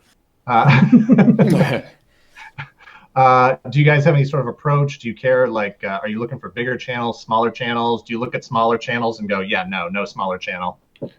Oh, no. I haven't done a collaboration. No collaborations at all? Not that I only got my internet the last of last year that actually allows me to do stuff. This is my first live stream. Oh, okay. Hey. So, Oh, awesome. yeah. So I've had a lot of people ask, but it's always been, I have to go to McDonald's to upload my videos. I don't have to do that anymore. So But how are you going to get So that I'm egg looking and cheese into this. biscuit, boy? that's voila. I'll just take a drink. That's it. Thank you. But- You were in a video on my channel, Robo, just recently. Oh well, yeah. Okay, that's At the Toy first Fair. collab. There you Yeah. go. There you go. That was unplanned. Yeah, totally. That was like, hey, what are you doing right now? You want to come do this thing with me and Dan? We were doing some real important stuff right then too. yeah. So important. Yeah. So If, collaboration, big channel, little channel. If you like toys, I'll talk toys. Actually, I was on a podcast here a few weeks ago. They're not dolls. I know those guys cool. from San Diego. So Cool. yeah, if you like toys, I'll talk toys. Yeah, totally. I've been trying to incorporate a lot more of the collab stuff recently with my Toy Explosion episodes and my toy hunting video. Because I people love the crossover stuff. It's so cool. Plus, when you do include some of those smaller channels, I like to try to get some eyes on some of them where I can. I meet a lot of awesome people going to conventions all the time, and I like to try to incorporate them when I can. So, like recently I did a toy hunt video with Not Another Retro channel. Narc, he's a super cool guy. Yeah, Narc's a super You guys cool have guy. the same anniversary, right? I know. I saw that. yeah. It's today's actually me and my wife's wedding anniversary, and I saw it was his too. His with his. Yeah. So he's a super good dude. I've had Dan on Toy Explosion. I've had my friend Duvall from Toy World Order on there. I've had Rodrigo, Mad Hunter from Mexico. I've had him on a video. So like I do my best to try to incorporate more of that these days, especially with the toy hunt stuff. I'm having a ton of fun with that. I just did a toy hunt with Michael from Retro Blasting too, not too long ago, and we had a lot of fun. So I like doing it. I need to do more of it. It's something I didn't do a lot in the past, so I'm glad I'm doing it more now. It can be difficult. Yeah. It can Most be really people think difficult to coordinate schedules or figure out Yeah, absolutely. content or how everything is going to fit together. It can be difficult. And me and Shartimus talk about it every time we're somewhere. People think we hate each other. People think it's a big competition. Right? That we don't. Yeah. Oh, Robo you and I were talking to just him? having this conversation. Yeah. Yeah. So I don't know what it blows people's minds sometimes. So I'd like to do more collaborations. Yeah, for us, it's always the issue of just the logistics of getting, because we do a certain kinds of, our videos are all scripted. So we need a place to be able to, discounting this, obviously this is a live stream thing, but our videos are a structured thing. We have specific things that we need people to do. And so that puts a different kind of expectation on whoever we're collabing with. Dan, in the Masters of the Universe video, I messaged him like 5 days before, and I was like, if you think you can pull this off, let me know as soon as possible, because there's a very specific thing we need from you. And he managed to give us exactly what we wanted. It was so fun. And that's the only reason it worked. We've reached out to some other channels before and said, hey, we'd like to collab with you, but you got to work with how our production works. And if you can't do that, then it's just not going to work. Yeah, we've had people that are like, oh yeah, we got like, maybe we'll talk next week, or maybe we'll talk next month about something. Let me free up my schedule thing. And I'm like, our video schedule is literally like, we write a video and then shoot it a couple of days later, and then it's edited and then it's out a couple of days later, and we've already moved on to the next video. Yeah. We don't have footage and projects sitting around for weeks and weeks and weeks. Everything that we shoot gets edited and out the door within 3 days, So keep rubbing it in, man. Keep rubbing it in. Having Dan on to do the mosquito gag was one of those things where, 5 days before we shot that video, we had a conversation about it, probably because Greg put it on the schedule and was like, hey, just a heads up, this is on the schedule. Yeah. And I was like, oh, okay. We should probably order a Masters of the Universe. We should figure out what we're doing with that. And then, had the idea for the gag, message Greg. Greg says, yeah, sure, whatever. Get in touch with him. So I get in touch with him. He gets back to me. It's such a fast moving thing. And only certain people have the ability to pull that off that quickly with the right technology and get it to us. And it just, that's how it works out. Yay, I did it. It'd be a lot easier if we all lived in YouTube Tower. Yeah, right. I know, all right? Together. See you in the office. And Yeah. Dave too. He did the same thing. Yep. I was Oh like, yeah, he definitely did the same thing with Dragon's Lair. Yep. Question in the chat here. Question for everyone. Soundboard. What's something you collect or watch that you don't often talk about or think has a small following, like Kamen Rider, for example? Ooh, that's a good Some question. obscure thing that you're into that you think nobody else is into? Everybody looking around. What am I into here? I mean, I talk about all kinds of weird, obscure stuff on my That's the channel. thing, Mine's pretty easy outside of the franchise stuff when it comes to toys. My other toy, probably my biggest collection outside of like the Ghostbusters, just random merch stuff. Actual toy line collection, my biggest collection is likely the Incredible Crash Dummies line. Yes! Which I have. That picture you sent me, I saw like a whole bunch of them Yeah. on the shelf. And I I have was like, Are those really what I think they are? I have almost every So many of them. almost every figure Why are there so many? almost every figure sealed. Yeah. Oh, that's amazing, Which is dude. even the even prior to them becoming the Incredible Crash Dummies, back when it was Vince and Larry originally from the DMV stuff. I have that line, and then I have the re-release, and Skid the Kid, which only lasted so long because What about teaching the children to throw children out of their carriages. The plague. It was Do you really have bad. Bad couple of months there. Do you have the later releases that were Hot Wheels branded? So I have three of the Hot Wheels releases, just because I wanted to see. I was like, because by then, I grew up with those original. They're not ones. as good. They don't fall apart like the old. No, ones. they kind of and then you just like the heads will just like pop up or whatever, but they or don't their fall body apart. will spin. Yeah, it's Yeah. just that weird thing of, well, we gotta solve the issue of them breaking, actually breaking, because of the springs or whatever over time would just go. But they're the most. I think it's probably my favorite toy line of that era, because it's like the most. This is a term, play withable toy, because like literally they do what they're supposed to do. Play withable. That's my toy channel. It's coming How do you spell that? next month. Play withable.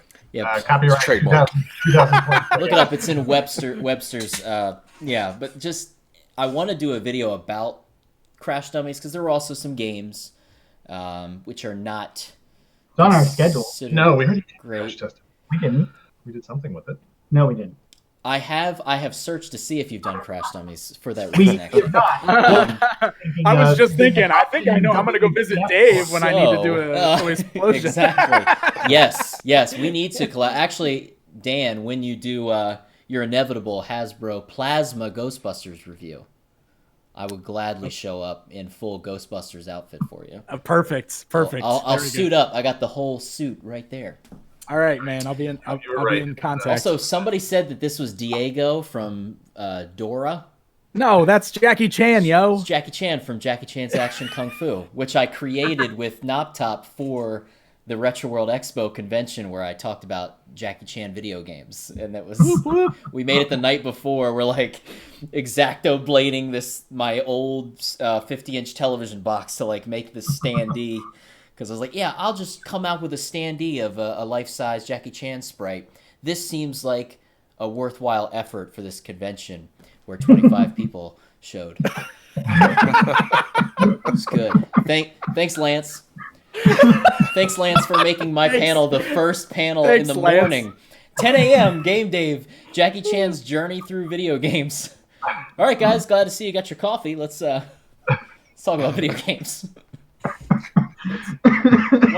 That's okay. One time at Retropalooza, Dave, Jay scheduled my panel at the same time as James Rolfe's. So Jay, dirty Jay. Well, Wow. I know. I was like, Jay, why would you schedule any other panel at the same time as the Angry Video? Dude, my first panel at Retro World, my first year at Retro World, was my panel, and it was just a sort of generic GameDave panel, was at the same time as the Mortal Kombat guys panel.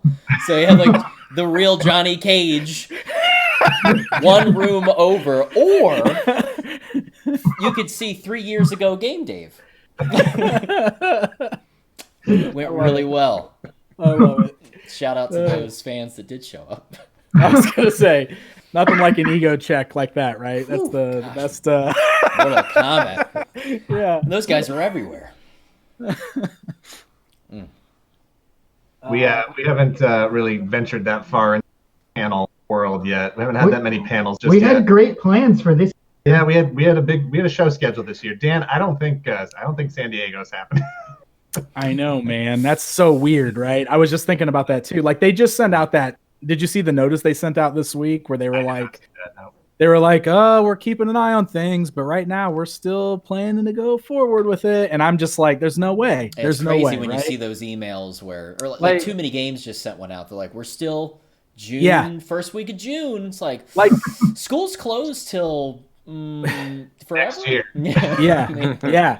Like even if the world somehow even if they turn off these stay-at-home orders like in May, are people really going to be wanting to rush to go out to a place like San Diego Comic-Con Even where if it's there's open, people are 30,000 people or scared. whatever? You'll be scared.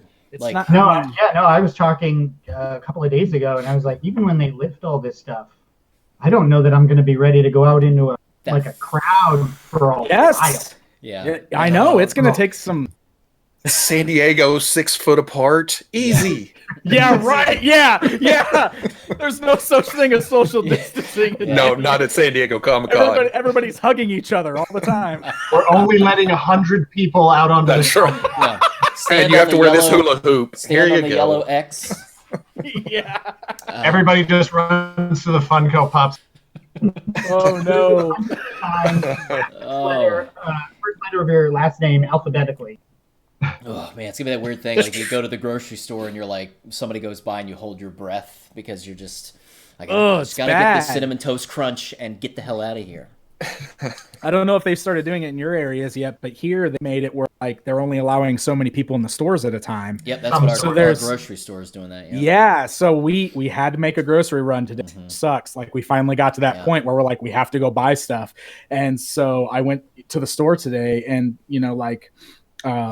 they had people are just standing outside like all trying to stay apart from each other Yeah, outside the yeah. store. And the registers all have plexiglass now. in our Oh grocery stores. man, it's so Plexiglass, weird. And then the lines on the floor Stand here, for yeah. where you have to stand in line so that you're far enough apart. Mm-hmm. It's Oh. crazy. Oh my goodness, It's so Rich Retro. Dave, I was chose just your going to mention that. I chose your panel over that Johnny Cage panel that year. Just saying. Well, thank you, Rich. Yeah. Send me your email. I'll send you a Family Corner shirt. I did a panel in Conway year before last to my family, 2 friends, and a stranger. Oh wow. Yeah. That's amazing. No, that's Yeah. awesome.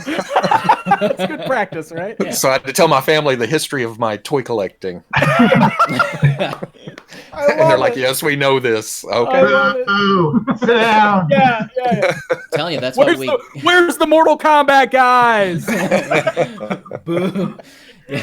We definitely, I'm telling you, we got to do that live streamed D&D group, and that'll be our new thing to where we're with people. Just saying. Or we play Jackbox Party Pack online with fans, Yeah.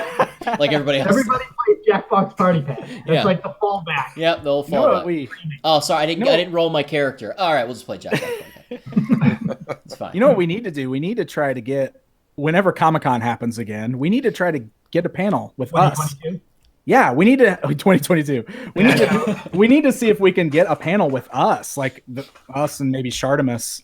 I think that would be a panel people would care about, would come to see, right? Speaking of collabs, Dan and I had talked at Toy Fair about how we were going to do. I've never been to San Diego before.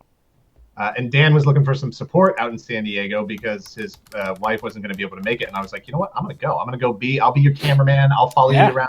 And I was really looking forward to being able to shoot like, a little episodic kind of thing. My life as PixelDan's roadie, kind of shoot that as a series of selfie videos. Groupie. Your first year at San Diego, that would make an awesome. All of it. I was going to have like a custom jumper made up that said like 2 Dan's video production. Oh my God. Well, I'm so mad Comic-Con's probably not. It'll happen Dan eventually. Squared. 2 Dan's video production. More time. I was going to wear a fake mustache the whole time over a real mustache. Oh, there you go. 2 layers I know. of stash. I know. I was already thinking of like how many people are going to have. No, I don't know who that is. I don't know that. I know. I was already wondering how many people I was going to like leave Dan Larson alone so he can film my videos. Jeez. I'm telling you, the chat is all about this D&D thing. I don't want to, I'm not going to tell you how to live your life, but the chat will. D&D. So someone asked, with all the any advice on growing a channel in 2020 with all the toy saturation on YouTube, just getting views is so hard. I think that comes back to Dan's original point of you got to be yourself. You got to have the passion for it. And you just got to grind. Don't get discouraged. It's going to be hard. You're going to get discouraged real quick when you're not getting the views you want. But try not to let that stop you. Like putting that content out there and legitimately caring about the stuff you're talking about and posting is how you're going to draw attention to yourself. So just keep grinding. Yeah. That and watch other people's videos and learn what you like and what you don't like Rip and them off. work off that. Feel it. Rip them off. Not steal it, but Be inspired. No, with yeah. fever. Yeah, be inspired. Inspiration is good, though. Yeah. Inspiration Yeah. is good. Yeah. If you don't like Um, long pauses or when the camera doesn't move for 2 or 3 minutes, then make yours accordingly. You know. Yes. It's that thing of being like, yes. oh, I like the way this is done and this is done, and Mhm. to get your idea and then let it be you ultimately that's seen on camera. But the biggest thing that I would say is to people get so caught up in that, it's like, oh, I didn't even break 100 views, or that video only got 500 views, and start looking at that as individuals. It's like, wait, 500 people saw this. Yeah. That is an Yeah. insane accomplishment. So don't even Right. even 100 people is, I mean, how hard would it be for you to put together an event and get 100 people to be in a room and see you? Like, Early on, we did when we were doing our 4 minutes or less, those types of videos. Greg had a segment called 5 Quick Things, which was just sort of like 5 little news bits, and then it got edited down to 3 quick things because 5 was just too hard. It's like, we can turn this show by 40%. What can we do? So it ended up being 3 quick things, and for a while, that was our most watched video series on the whole channel, and I would get so pissed because I'd be writing these reviews, talking about the figures and stuff. We'd be putting all this production in, and then he'd throw together this like 3 minutes of 3 quick things where it was just him doing voiceover, talking about like 3 news bites, and those would get like 5 times the views. So our regular videos were getting like 100 views, and then these were blowing up at like 500, 600, 700, and I was just like, "There's the channel." that's what our channel is now. nailed it. Yeah. The one story that I've told about 1 billion. So I'm going to tell it again. Million and one. Is when we first started, I remember this, I will always remember this. When we first started the channel, we had put up, it was in the first month or 2, maybe even 3 months, we put up a retro review of He-Man and Battle Cat. Yeah. And I remember waking up the next morning after we put that, so it went live at 5 p.m. because always go live at 5 p.m. Eastern. So it went live at 5 p.m. And I remember waking up the next morning and going for my sort of daily walk that I take and looking at the views on that He-Man and the Masters of the Universe and Battle Cat retro review. And it had 13 views. And thinking, Yeah. Yeah. Because that's the thing, a new channel, like, you might post a video and get 1 or 2 views, Yeah, and that you is just have to- normal. Yeah, you just have to grind. We had 13 views on that video the next morning. So this is 14 or 15 hours later, and we had 13 views, and that broke our previous record for 11. Yeah. It's crazy. And I was like, we're doing it. We're done. Yeah. This is it. Baseline. And You just have to keep putting out videos. have to keep putting it out. Yeah, you just have to take the milestones where they are. Yeah. Don't compare to other people. Don't say, I need to get to 100 or I need to get to 200. Oh. Just say, Hey, I need to get more than the last one. I'll tell you what, it's hard not to compare yourself to other people. I struggle with that still to this day. Like, to this day, sometimes I'll even look at my friends' videos here and I'll be like, why do they have so many more views than what I'm getting? And it's hard sometimes, right? So you just have to try really hard not to let that get you down and just keep pushing forward and sharing your passions, because that's what's most important. It's tough. It's a mental thing that you have to break, and you're going to run into these mental, and you just have to decide if you're going to let that hurdle stop you or if you're going to keep pushing forward. Remember what I said before about how I don't look at the analytics? I run the channel for the most part, and I don't look at the analytics. We have a very clear, or I have a very clear, we both do, have a pretty clear vision of what we want the channel to be, how we want it set up, how we want to talk about, how we want to create videos. And I don't let the numbers dictate if that is going to, if that course is going to be changed. We make the change if we want. But, talking about what you were just talking about, I don't compare us to anybody else. I don't look at other people's videos. I don't look at the analytics and say, when are people dropping off of a video? How long are they watching it for? What should we make the intro shorter or whatever? I just cut a new opening for oddities, a new opening credit sequence for oddities, and it's twice as long as the last one. We just put out a new credit sequence for all the history ofs. Our old credit sequence for history of was 6 seconds. This one's 34 seconds. I don't care. I know that you're not supposed to videos, but I don't look at the analytics because I don't care. Yeah, because That's that's not awesome. what it's about. Yeah, that's good. No, That's it's awesome. not. It's not what it's That's- about. For us, it really is about just we know what we want to see, and let's just try and do that thing. No, that's And so not worry cool. about what anybody else is doing. That's awesome. Yeah, That's yeah. awesome. Yeah. I'm writing them I all know up. what I enjoy, so I try to incorporate that. And it's about trying new stuff too. If something's not working, don't be afraid to. Oh well, I'll get in front of the camera then. Yeah. So Yeah, 'cause Greg and I were Yeah. talking about this just the other day. We were talking about this stream, how, being a obviously gaming focused channel, and I was clearing some things out of my shed, and I found all of my childhood action figures, and it was this thing of, man, I really want to document me going through all these old toys, seeing what I have and reacting to it. I was like, will that play on my channel? It's like, you know what? I'm not going to worry about, it's not, see ya. It's not welcome back. It's not a thing of people only want to hear me talk about video games. It's just, something I wanted to do. And that video did just as well as my videos about, gaming topics do. And it's that thing. And I know you guys have been branching out as well. Oh no, that's cool. No, and I've done the same thing. I've tried Yeah. lots of different things. A good example for me is I actually did that collab series with Norm, the gaming historian, Mm-hmm. where I wanted to talk about video games that were toy inspired video games. And so we did like several episodes from plastic to pixels. Yep. I switched it around. Yep. I did the other way. Because And- Eric and- was in a couple of those, right? Eric Lappy was in a couple of them too. And we did, and Lance actually Yeah. popped up in a couple episodes too. So basically it was almost like a let's play kind of series. Cause for me, I wanted to have some fun with my friends and play these video games and talk about them and make these videos. And I just wanted to throw it out there and see what would happen.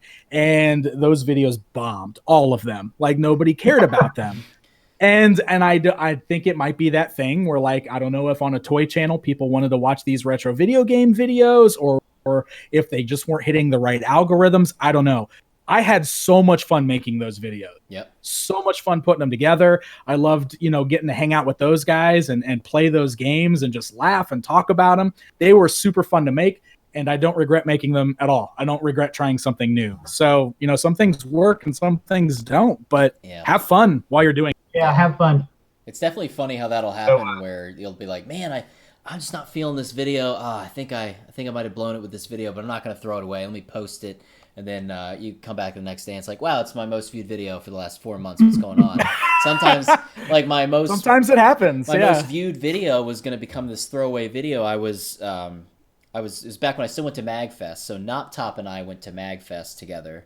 And he's like, hey, I brought you something I found at Goodwill, because he does Goodwill thrifting. He finds all kinds of crazy stuff. And he found this accessories pack for the Game Boy Advance SP still in the box of all these different accessories. He's like, you should do a video on it. And I was like, what am I going to do? Just try them all? He's like, yeah. So I was like, okay. So I sat down and I took each one and I tried it and commented on it, made this video. And I was like, this is like 15 minutes there's no B-roll. I'm literally just plugging things into the SP and goofily talking about it. And it's like still my most viewed video of all time. I remember posting it. I was like, people are going to hate this. Yeah. It's like almost 1 million views. I'm like, what? Dang, man. That's awesome. It's a weird, That's cool. It's a weird world. And then it's like that thing of, you don't want to get in your head where it's like, I need to do that again. Yeah, Because that's where it then gets dangerous. You'll do it Yeah. like, well, I need to find another accessories pack and replicate it. And then you will. Well, how come and nobody then- cares about this Yeah, one? like, What well, happened? this What is did I the- do? right, It's the exactly. exact same Yeah, format. yeah. It's, accessories for the Nintendo. Like, I don't understand. Yeah. Yeah. Most of the time, if I feel uncomfortable about something, if I think, oh man, I shouldn't leave that in the video, if I leave it in, that's usually what does the best. Yeah, right? It's like, oh, Exactly. okay, then. Well, it did. Yeah. I mean, they did pop out. I'll leave it in. Yeah. Or I said something stupid, and nope, just leave it in. The most viewed video on our channel is the history of Captain Power, which was literally a last-minute replacement for whatever video that we're Wow. gonna. It was like, that's not going to work. We got to pick something else real quick. Look at the list. We'll just do that. Do Captain Power. I don't even know that much about it. Mhm. And most viewed video. It's Yeah. crazy. No prep. So weird. Crazy. Before that, I think it was GoBots. Easy. Captain one- Power and GoBots. You would never think that No, those would be no. the ones bringing in the biggest fees. That's amazing. That's cool. what are we looking on? I don't know. You said one last. You said I was going to say one last. Everybody, what do you do when you get those negative comments? How do you handle it? What do? You just brush it off? Do you hide them? Do you pretend like they didn't happen? Do you even bother to look at them? He doesn't look at it. Do you just not look at the comments? All right, I'll go first, I guess. Yeah, you go ahead.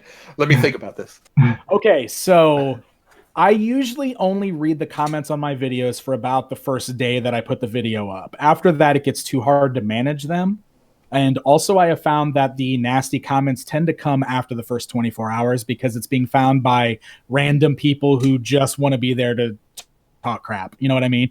So usually my community is pretty fantastic. Like, I have a pretty great batch of people leaving comments. I do get the negative comment here and there. Usually I just ignore it. I try really, really hard. I say try because I'm human. I try really hard not to even respond to those people. I just try to move on. But what always happens is, and this is one of the stupid things about the human brain, is I'll get hundreds of positive comments and one guy telling me I suck. And then for all night I'll be laying in bed going, man, F that guy. F that guy says I suck. What the heck? And I won't be able to sleep because it's just like this. It sucks because it gets to me, and I shouldn't be letting that dumb stuff get to me. But you know what? That's what they want, and I don't want them to get what they want. Mm-hmm. But that's also why I don't respond, because I don't want them to know. I don't want them to know that they. You're not gonna know you got me. Every now and then, when I'm in a mood, I'll post one of those comments on Twitter. I just did it the other day, and I really shouldn't have. Every now and then, I post them on Twiter all the time. I know you do. Hey, like in your. Hey, but I got mad because the other day some guy was like, "Oh, bet your wife is proud." Oh, I did see that tweet. So I was just like, "Look at this a-hole," and put that up on Twitter, and just kind of. It made me feel better watching everybody else tell me that guy was dumb. Yeah. So sometimes I guess I need that. But for the most part, I try really hard just to ignore it and move on, because I know it's not worth my time to worry about that stuff. But we're all human. I mean, that stuff bothers us regardless if we want it to or not. Yeah. You got to have that infinite wisdom to really understand how the comments work. No, I do the same thing. Like, I generally stick with I generally stay away from the comments section, and I'll more interact with the comments on the Twitter post or the Instagram post, or like those posts, because then I'm actually interacting with people who are interested in interacting with me. Yeah, well, because those people are actually seeking you out on your Twitter to talk to you about it. It's like, if you really want to interact with me, you know, a commenter would know to message me on Twitter or to comment there, because I usually reply to anything on that. And it is so hard to keep track of. And you don't know what kind of comments you're going to get. You get comments about, why aren't you doing this video? Why aren't you doing this video? You should do this video. Swinging in 2. Where's that Swinging in 2 video? I do get that pretty regularly. But it is that thing of, it'll be like, your channel got me through such a tough time. I'm so glad to see you posting again. This is great. And the next comment's like, wow, nice nose, little big, huh? And it's like, oh, well, my wife's going to wonder why I'm mad tonight. People are the worst, dude. People are just the worst. It's like, hey, dinner's ready. I know. It's like, ugh. But it's just, that's kind of how I just kind of, I mean, I'll check some comments now and then, but the same thing. You got to get out. You got to get out after the viewers are gone, because once it gets out in the algorithm, you're going to be, and it's usually probably a 13-year-old. Yeah, it's probably kids most of the time. Yeah. Don't know. Yeah. I've kind of adopted the same as I'll reply that day, but after that, I may pick up here and there if I see it. But like you said, once there's a gap, it starts just, or if it's a My Hero Academia video or Dragon Ball. Oh man, I don't even go back to the comment section. I just posted one last week. Yeah, exactly. Just don't look back. On my last My Hero video, the review of Series 2 from McFarlane, I forgot that the girl had pink on the inside of her fingers. I'm an idiot, apparently. According to the internet right now, I'm an idiot. Oh, man. Yeah. So you better not overlook something. Yeah. You better never overlook something. No, No. Yeah. because I pointed it out. I was like, "Why is her fingernails on the inside?" Oh, wrong thing. I should have edited that out. You have to forfeit all of your My Hero Academia action figures. Uh-huh. What would They already look terrible. Next closest fan. Yeah. Obviously, you're not a real fan. Jeez. Exactly. Oh, Yeah, we can wrap it up if you want. All right. Well, we're just over 2 hours here. Probably time to wrap this up. I appreciate every one of you guys hanging out with us, making the time, sticking around. I'm psyched that we got the technology figured out. Thank you very much to GameDave for helping out with that. Anytime. Yeah, Dave. If you've been with us for the 2 hours plus here and don't know who all these people are, I'm Dan Larson. This is Greg. We are Toy Galaxy.